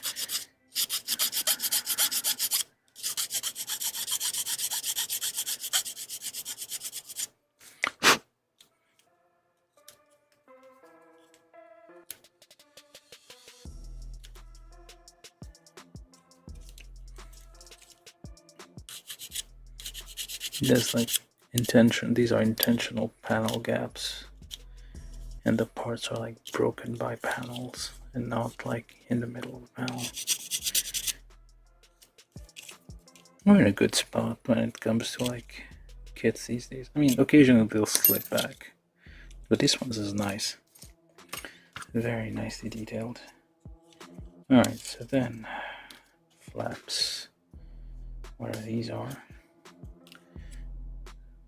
For whatever reason, we have tiny flaps. These are the shoulders, I guess. The shoulder flaps. Okay, so points forward. Like, does it patchy? It does not patchy. Why would it patchy? Does it even fit in there? It's like I feel like breaking the plastic here.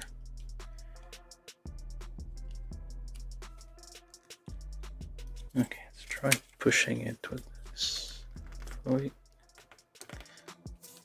twist it, maybe. I don't know. It's not actually going in there.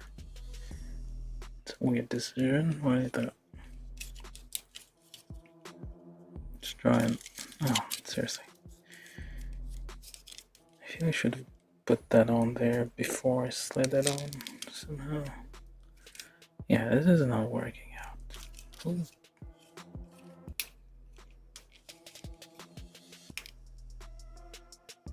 Oh, there we go. One of them went in.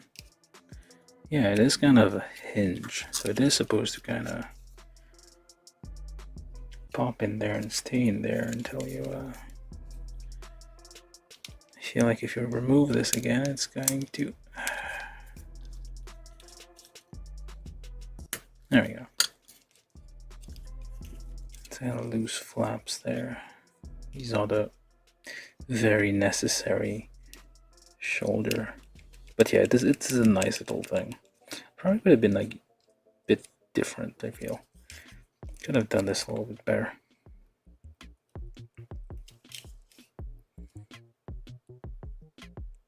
Like maybe... No, maybe not. I mean, it's alright. It's little loose flaps there. And then we do D1, 2, and D1. These things in the back. So many small parts. How long have I been there? 2 hours, I think. Let me check. 2 hours. Again, if you're new here, please subscribe. Seriously. Do it. Now. Go on. I'm not gonna wait, but please do.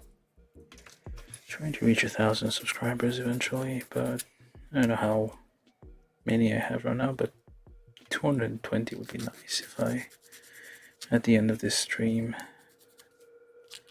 think I'm 217 at this point. Making progress, I guess. Alright, so this goes there, this away, and in there. It also locks, this also helps lock these other parts in place. This one's a bit weird. Come on.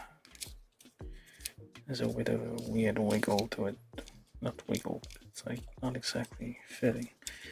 And these also, as well, like lock all those more parts together. Alright, so it's nice that they give you these. Like it's like not like previously, like in older kits, these would have just been stickers. Like this whole thing would just be one color, and just like, oh, we'll just wrap a sticker around this end bit to make it red.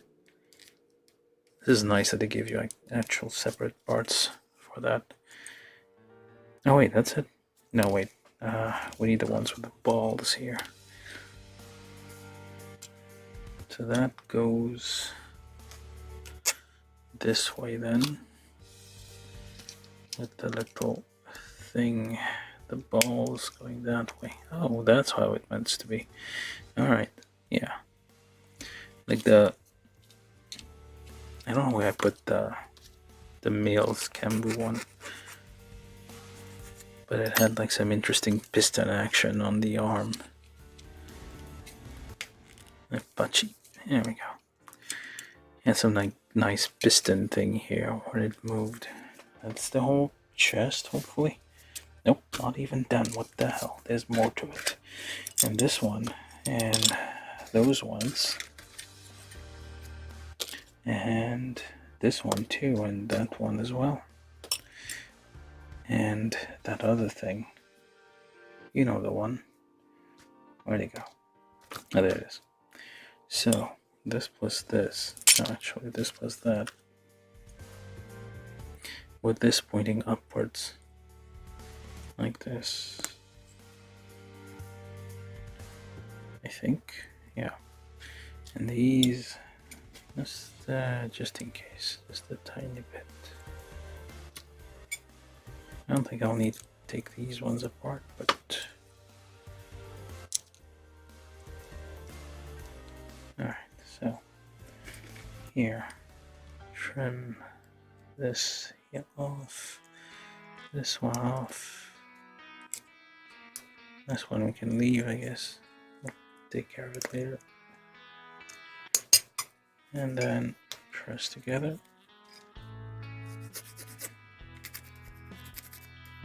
Say that, and then I just file it. Alright, so that goes in there. And then these go together again with so many things.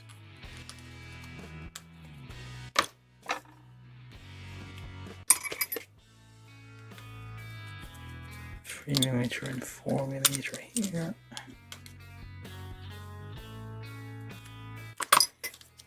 Join these together.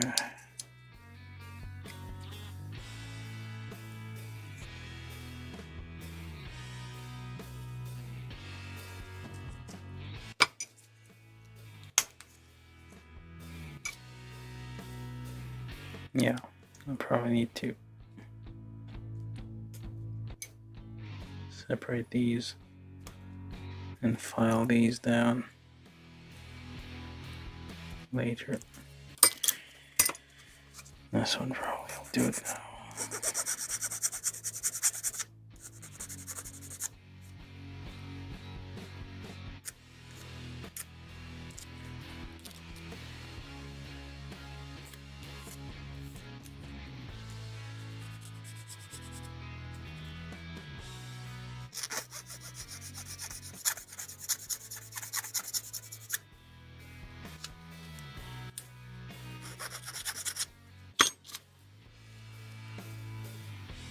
Yeah, just join these together.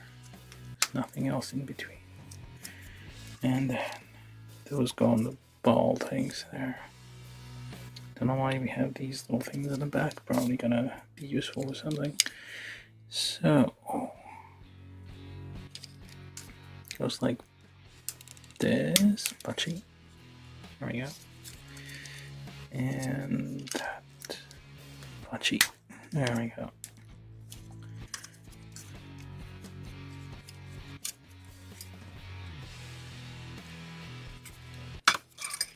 Get rid of the white stuff.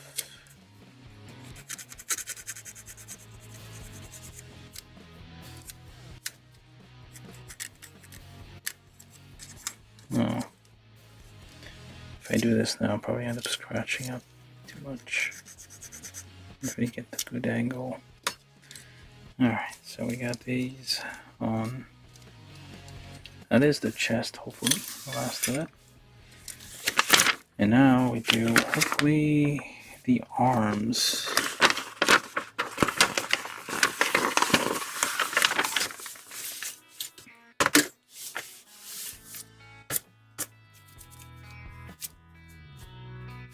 Alright, C213, C214, A17. That's the other A thing. Wait, oh yeah, those are different arms. That's why.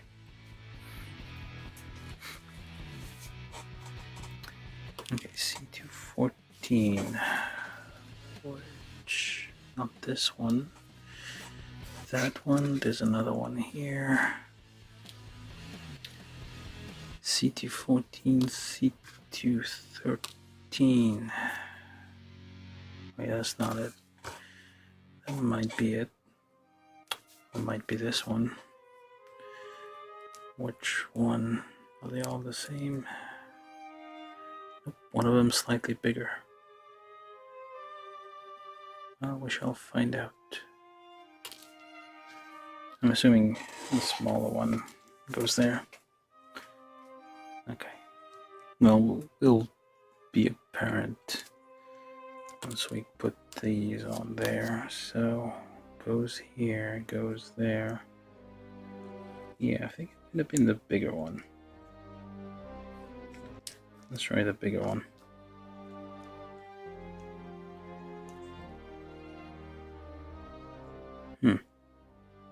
Yeah, I think it is the bigger one. I don't know why the bigger arm has the bigger shoulder. And the smaller arm has the bigger shoulder, apparently.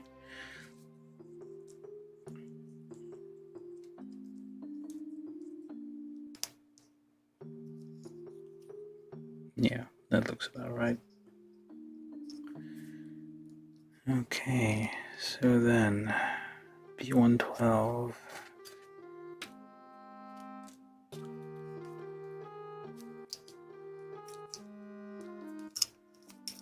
And those are supposed to kind of separate here, go on there. Or does it do the other one?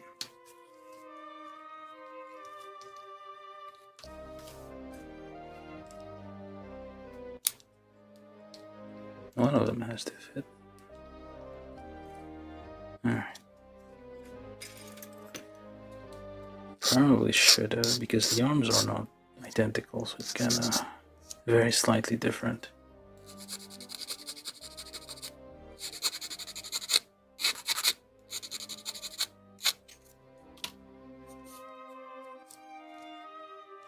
This one's a bit tight. It might have been the other one. Alright, so then this one, or is it that one? It is this one. Could be this one. Nope, it's the other one.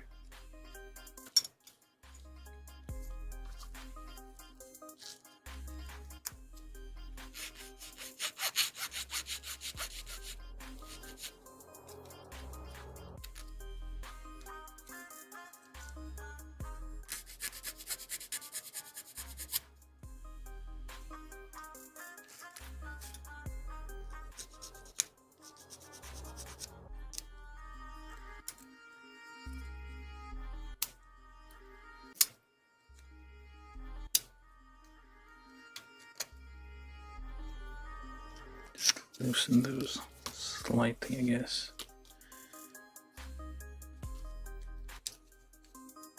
Wait, was I? No, it is the right one. Okay. It is, there's a bit of a gap in there. Something stuck in the middle there, I think.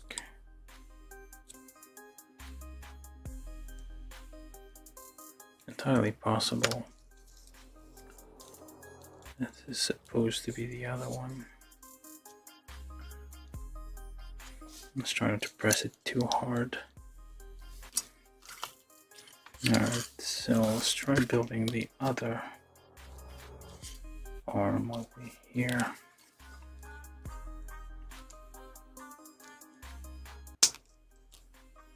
That shade hard. And then, there you go.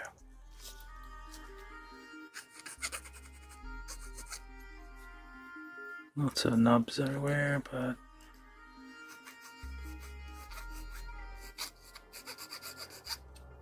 I'm getting hungry, so I'm gonna skip a bit. Alright, so assuming this is that is the right arm, what is the left arm has a giant thing?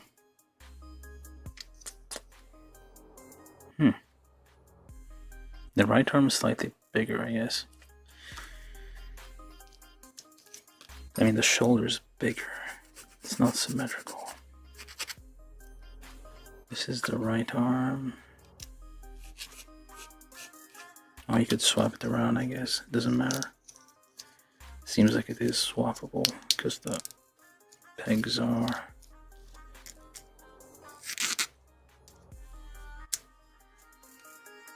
So, just sand this a little bit. No. Don't stab yourself though.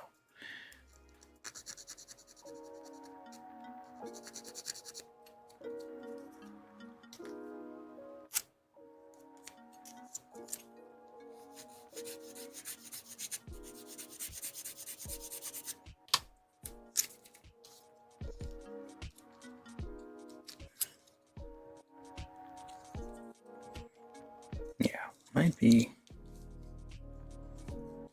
These need to be swapped. If it is a bit tight. It could be. Then you should assemble it first and then kind of snap it on there. Cut cleanly, it says. Alright, so A22, A15, A6. A15, A22. So these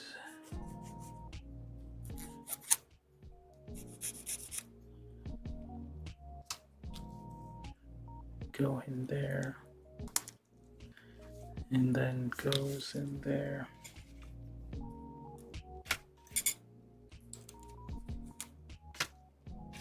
2 and 1.5.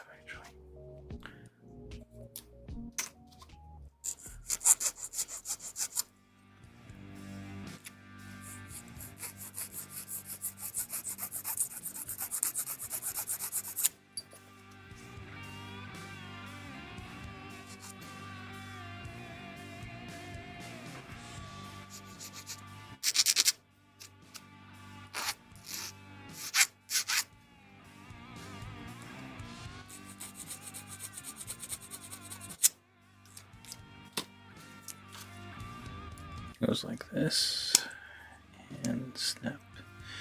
And that A9, A10.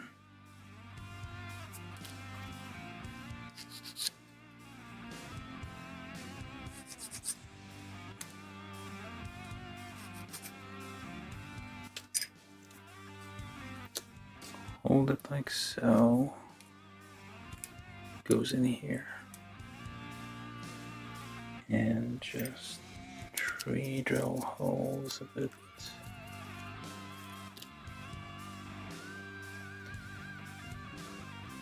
There.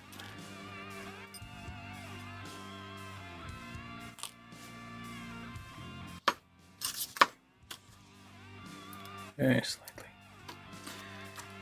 Alright, so then this goes on there. That becomes the arm. Quite an angle on this thing. Oh, we need something in there. A5. It's a bit wide.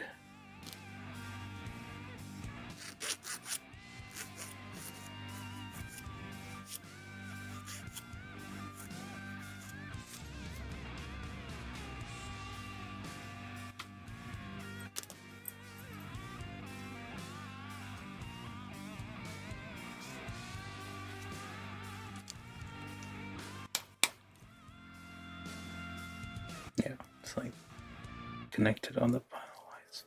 Well, separated on the panel lines. So that goes like so. And you take claw hand here and claw back of the hand here. Just pop it together. Is it? Where's it the other one? One of them has to go in there. Like so. There we go. It doesn't have like a human hand, which is a bit refreshing to see. Haven't watched the show that much, so I don't know. Like, it might be unmanned, therefore doesn't care. You can have the hands it wants. I mean, that's kind of how human hands are. These are kind of... These would have been thumbs if evolution had its way. That's its one. Well, that's one arm. It's supposed to be the right arm, but... Alright, so then... this and that, and you can also swap this one with the other arm, I guess, and this thing and those things are the little fingers, and little fingers go in little things over there. These are D1. Oh, you can put the stickers on here. I think that's what the stickers are for. Oh, I forgot the head. Wait, where does this even go? Nope, that does not. This is not an eye. This is not a mono eye. This is a hand part. This goes on here. I'm not gonna put the stickers on it just yet. I'm just gonna see how it looks first.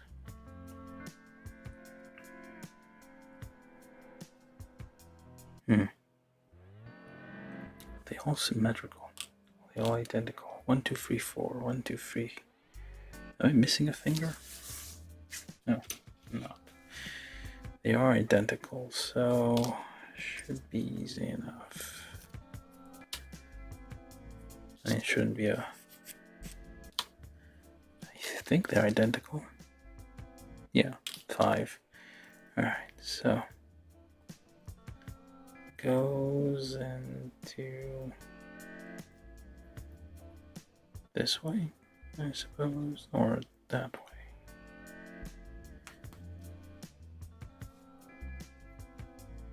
Does it?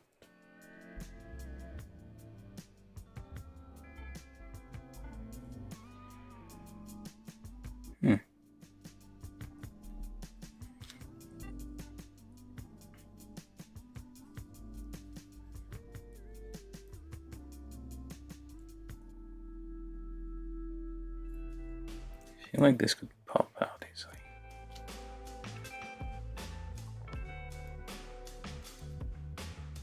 Yeah. It has the same, well, I modded a HG, what was it called?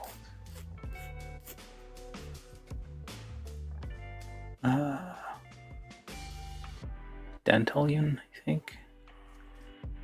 To have 5 separate fingers instead of 2. As a live stream, I did that some other live stream, but basically, yeah. I feel like these could just, yeah, pops right out. Don't know if there's something. Yeah, that's the direction it goes in. And then C127, which is this thing. We're almost out of parts. Yeah, all the stickers go on the hand, apparently. No painting anywhere else. So, smaller end goes in there. Little fake hinge. And then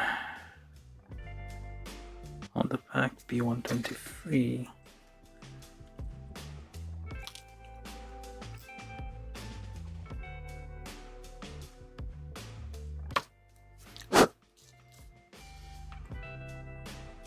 Just try to get this on there. There we go. Yeah, there's nothing really holding the fingers in there except friction. It doesn't actually click in like I feel like it should.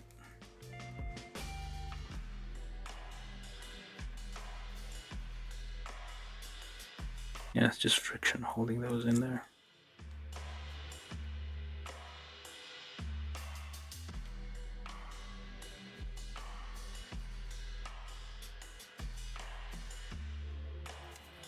Alright, that's the hand, just leave it alone.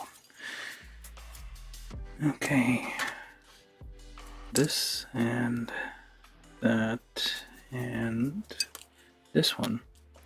So you go in there. Or do you? Yeah, you do. All the way in. Like so.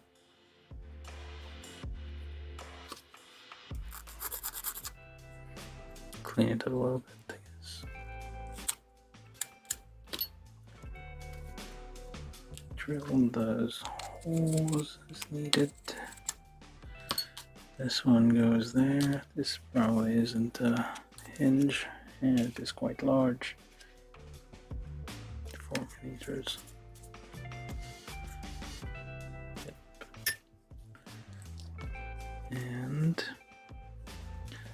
goes in there. Punchy. And then goes in there. Not sure I should have cleaned that up a little bit.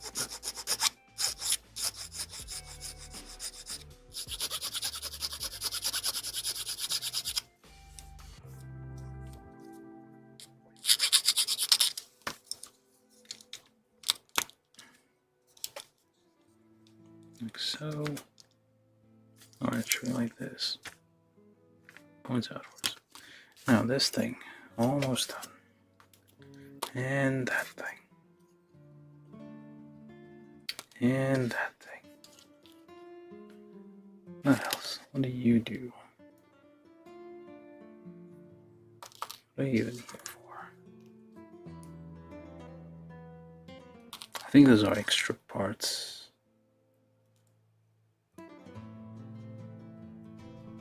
Or if you want to do like a regular hand, I guess. Or closed hand. Oh, yes, closed hands. There we go. This is for like holding a weapon if you need it. I think this one doesn't come, yeah, it doesn't come with a weapon, but if you want to swap it out for a weapon, you can do this. And I guess put the back part on it somehow. Like this. Yep. If you want a separate thing. And this one.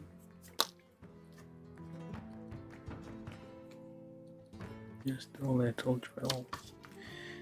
And a little bit of a clean here and there.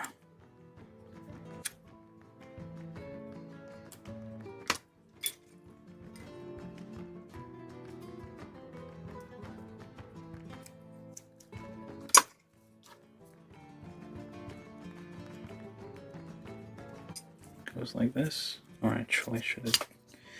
Let's see. It's quite large. I don't have anything that large. I only have 4 millimeters.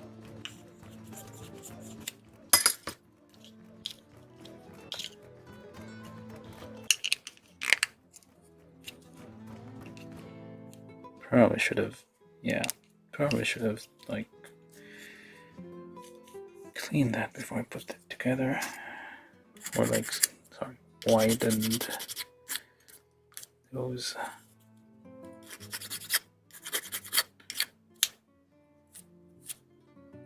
A bit.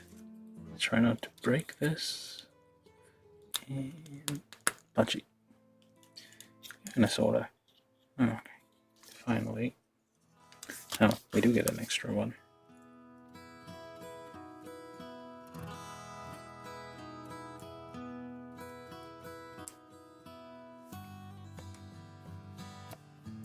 Well, it'll get there eventually. Okay, I'm gonna toss you aside now.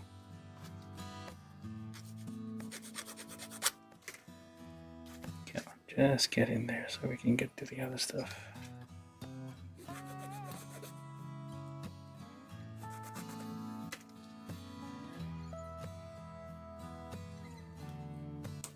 There we go. Throw that around. Finally, I put that on there. There you go. Giant arm. And then with all the other parts, oh, one final piece here. This goes on there. Bright red. It's a bit more red than the rest of it. And press it in there. There we go. That's the arm. Alright, so we got all the bits and pieces. We do the assembly now.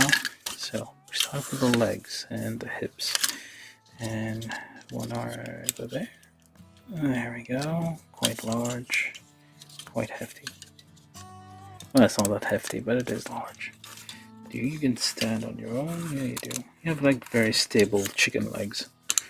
Dinosaur legs, if you have those proclivities. And it is very stable.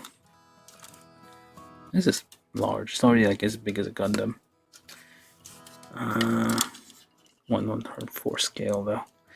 And this one goes here. I feel this is gonna come out easily. Yeah, it's probably gonna. Yeah, probably gonna be a bit too loose. This looks like a Zoid, whatever those are. And I'm gonna put, yeah, these go on here. Okay. So let's put one here. Punchy. And get it more in frame because I feel it's too big. Punchy. And yeah, put the head on there. Oh, I should have put the head on for last, but whatever. And then finally, that big ass arm here. Big old arm. And there we go. With its weird. There you have it.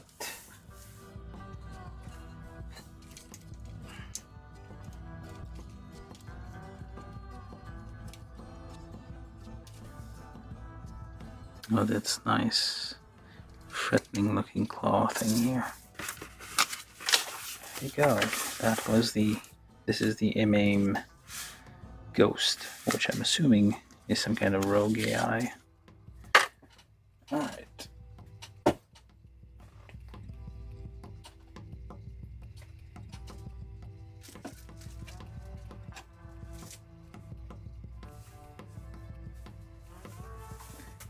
Okay. Took a while to build. Oh well, 2 hours 30. Well, not too bad. Probably skipped a bit on the polishing here and there, but That's for later. I mean, it looks good enough for now. You have all your moving bits and bobs here.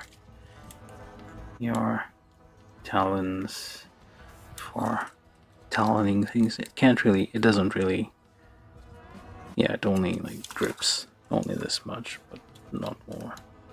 But you can kind of stand it on the tippy toes there, which is something. You can like be on this very tip of the claws if you feel like it. Yeah, it's a fun build. It was quite, oops, yeah, I'm already breaking it. This is coming apart, but I can just pop it right off. Obviously needs some glue, I guess.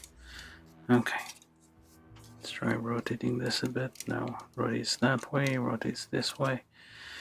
Did you rotate very slightly? It's very stiff on the waist there.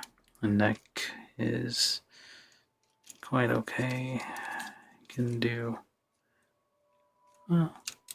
reasonable. I guess it's like more impeded by the side stuff there. It has those things on the back.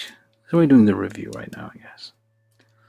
I don't know if, well, someone asked for a comparison with what's it called? Oizaza.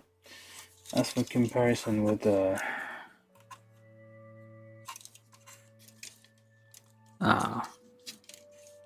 Gundam.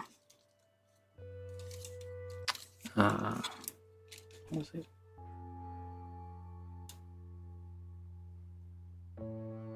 Gundam Ariel for some reason. But I don't think they're there anymore. Does it mean I still have to do it? I don't know. How streams work. Yeah, overall, quite a nice thing. Like, the legs are very impressive. It's like very multiple moving parts, and you can kind of has a really good range of motion. Like, that's why I feel like this, and it's like big, blocky, huge hinges, very strong hinge, and has like a chicken leg or a raptor leg if you feel like it. And it does like, you cannot like clench the feet, but still quite okay. The hand here has like just half the fingers can half move, I guess. You can kind of come to a point in the middle, sorta. It's a bit, the only problem here is like these are not held by, it's not an actual, it didn't clip in, it kind of just like pressed in, so you can sort of easily, well, maybe if you pull a little bit, it feels like it could come off. Or maybe I was wrong, maybe it does clip in a little bit. Maybe just the one I was trying earlier kinda, oh, okay, I guess it does clip in. Alright, follow us along. But yeah, nice hand. Alright, I don't know if you're still there. Oi, Zaza, but do say something. Otherwise, well, I guess I'll try to do the aerial compare. I'm not exactly sure what I'm comparing it to. It's like a different series, different aesthetics, different construction. The only thing you can compare is the size, but not sounding, well, that's not really comparable. It's like a different scale. This is 172, so it's like, this would be like half the size of a Gundam. Like a Gundam would be like twice as tall, normally. Or double the scale. So you would need to like compare it like half the size of that to an actual Gundam. Instead of that, I can guess compare it to something else I have.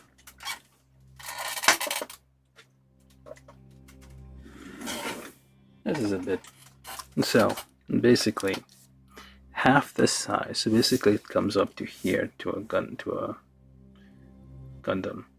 Now this is a mobile suit, but it's the same size as a Gundam. This is Char's Zaku, real grade, which I use for comparison because it's an accurate scale, and it is like the average size of a mobile suit.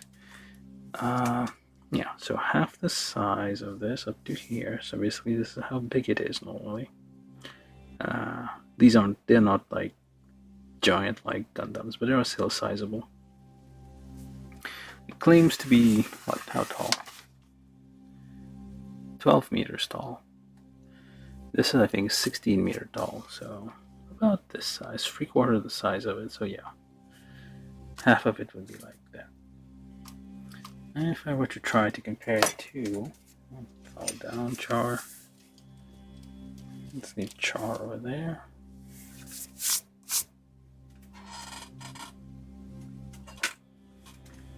I'm not sure why I'm comparing this, but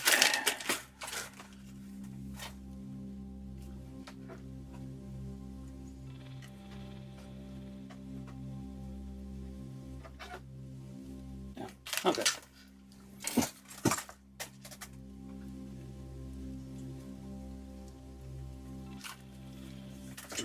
This is Ariel from a different series entirely. So yeah, same deal. This is not the same scale, so you can't really compare size directly. You have to like reduce this to half the size and compare it. So yeah, still the same. I guess Ariel is like, yeah, it is average mobile suit size. This is Ariel, this is Le Fifth. I was meant to like compare these two at some point. I guess I forgot to do that. But I'm not gonna do it. It's like not unrelated to this build. But yeah, there you go. Comparison to size. This is not. This is the protagonist mobile like mecha. This is like, I guess, an enemy mecha. So I'm not too sure what I'm comparing. It was requested, but I guess they're not there anymore. So not sure what we're doing. I like to give it the same size you got now. It's a mobile suit.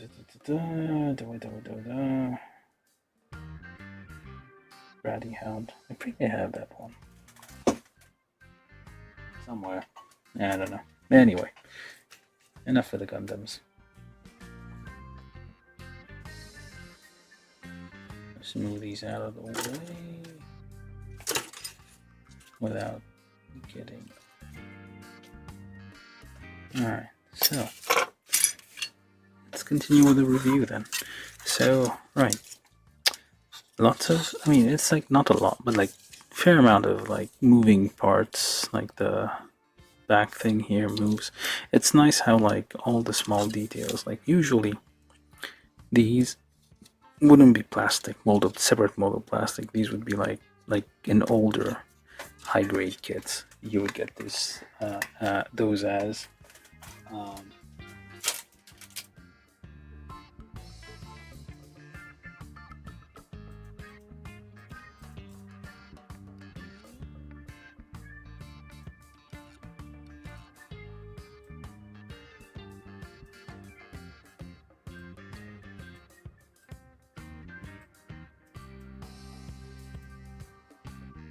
hold up a second.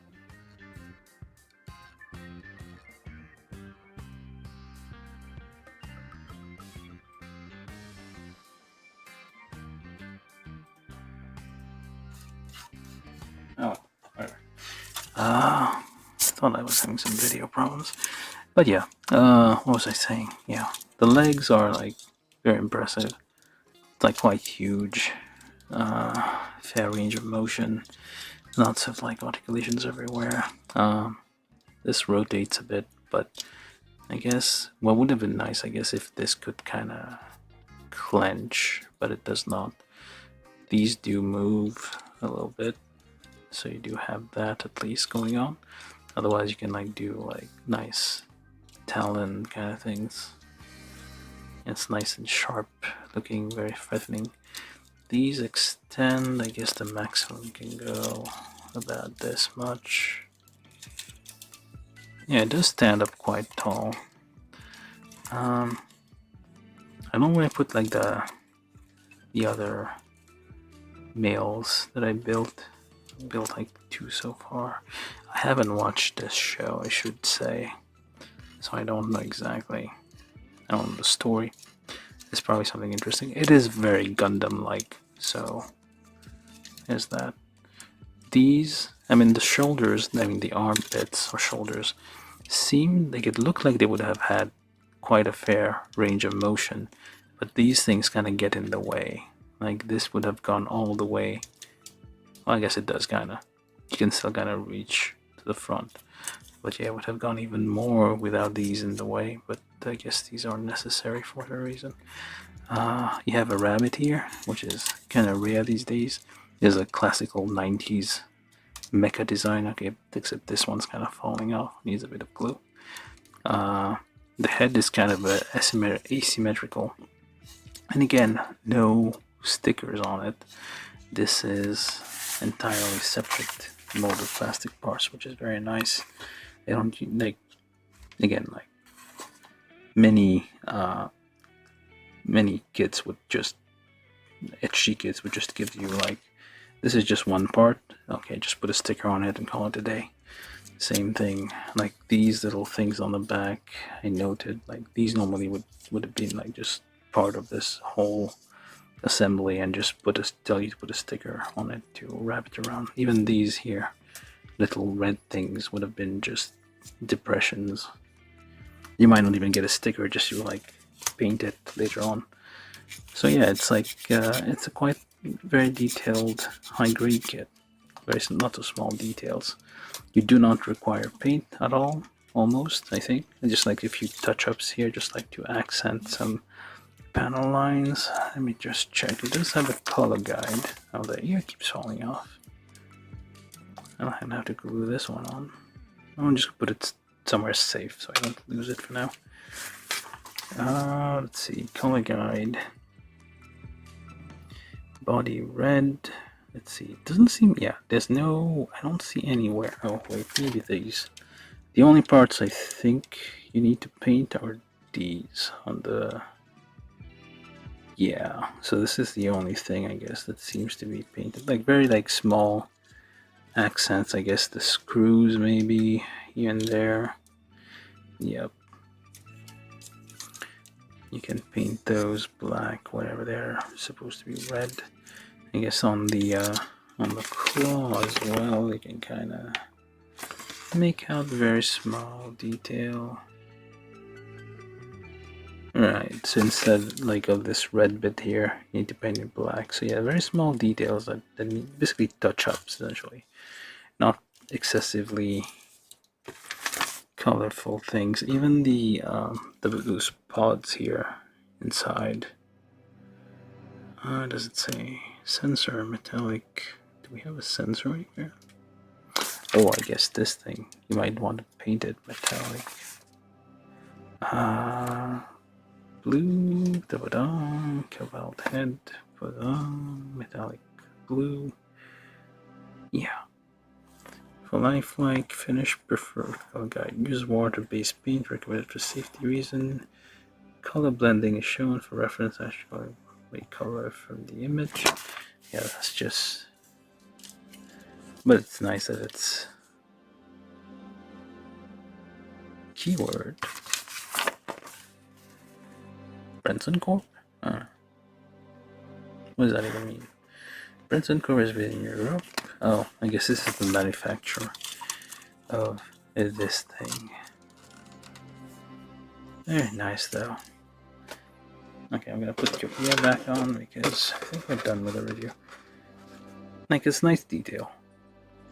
That's the main takeaway from this. Very pretty. Oops, sorry. I mean, it's nice and threatening looking. It has a nice symmetry there. There's one thing I'm not too sure about is like these shoulders. I feel like I may have like swapped them around. It doesn't actually, I mean, it's like very slightly different. It's very slight size different between the shoulders, so it's a toss-up really, which one is which.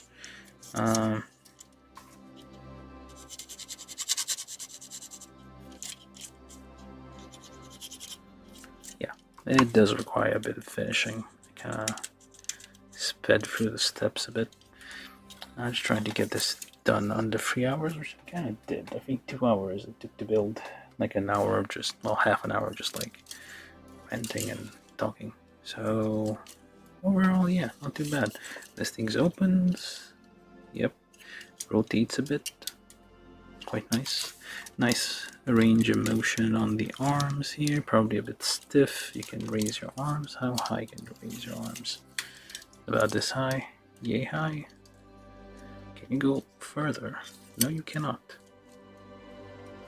That's how high it goes. Unless you do this, I guess. Then you can go higher. And you can touch your head and scratch it. Scratch your head.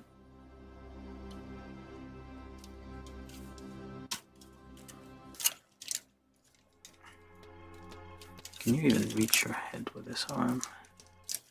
Just checking the range of motion on this thing.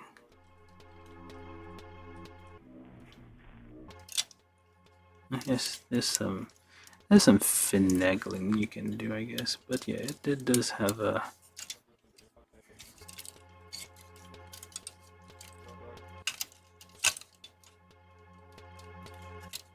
It is scratching its head and confusing. It is very confused. It's just scratching its head.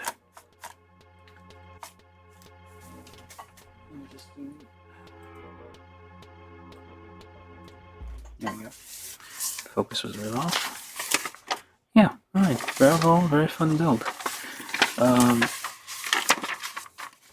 This was like a one-off. I don't know how many seasons of this there is. I think there's only one season, or maybe like 26 episodes. I think maybe 2 cores, as I say.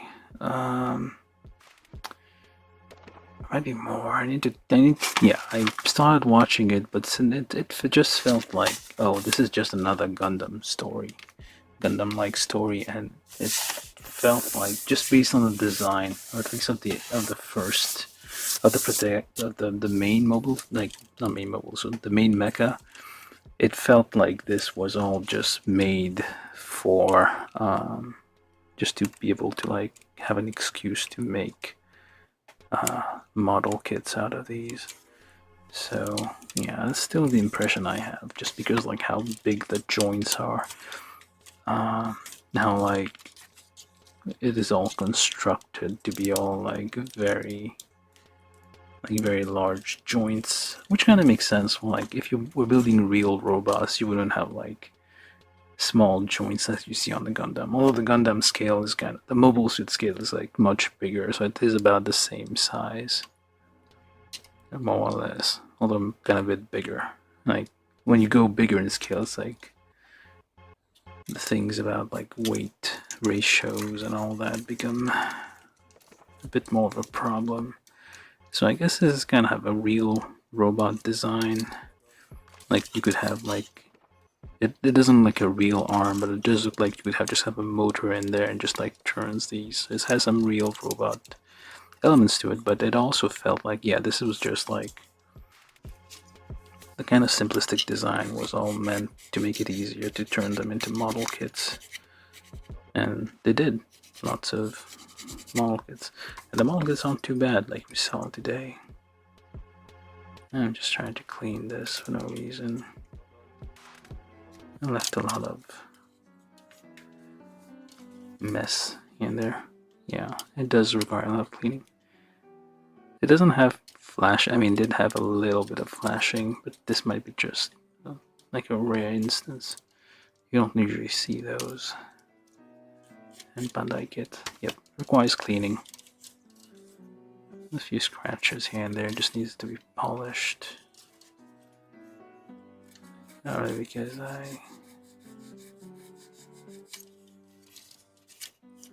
yeah, this one needs some sanding. It is holding together fairly well, except that ear part which just keeps falling off. Probably because the plastic warped a little. But yeah, very fun thing. Oh, it does have a hole for an action base if you're so inclined.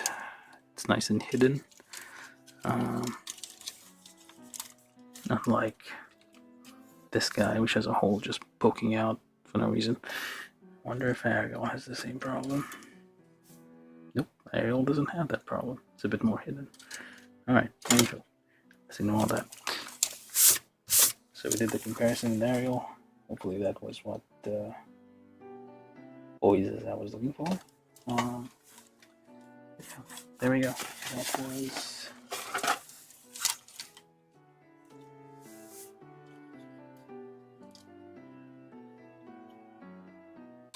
let me do that for an outro. How about that?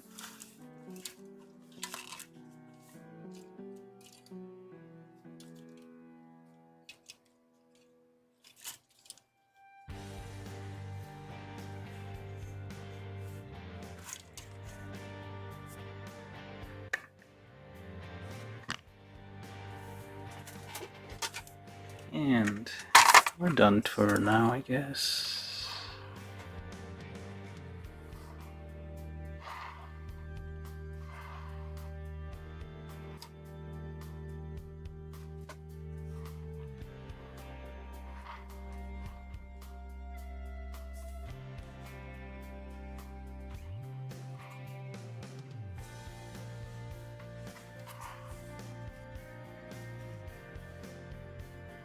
It is quite large. I mean, it says like how tall is this? Like, it is taller than a high grade, well, usual 1/144 scale. So it's more like closer to what a master grade would be, I guess. Not too far off. But yeah, overall fun build. Definitely recommend it. If you like those. I mean, there seems to be like a following for these, for that show. Did not expect that, but yeah, it's quite alright.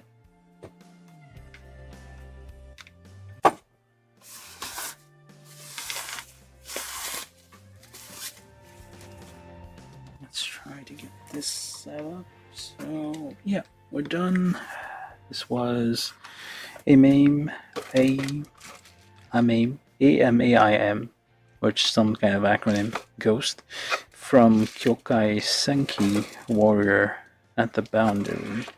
Was it Warrior at the Boundaries? I forget what the English title is. Yeah, if you're still watching, thank you for staying or joining. Please subscribe. It's fine if you mute the subscription. I don't mind, just as long as you're subscribed. Just fudge those numbers. Don't let Google know. Okay, so you are supposed to go there. Hold up. Yeah. I'll do, I guess. Okay. This is a custom-made rotating platform. Maybe I'll do a video on how I built this someday. Okay, anyway. This is what all we have for today. Hope you enjoyed it. Have a nice rest of the day.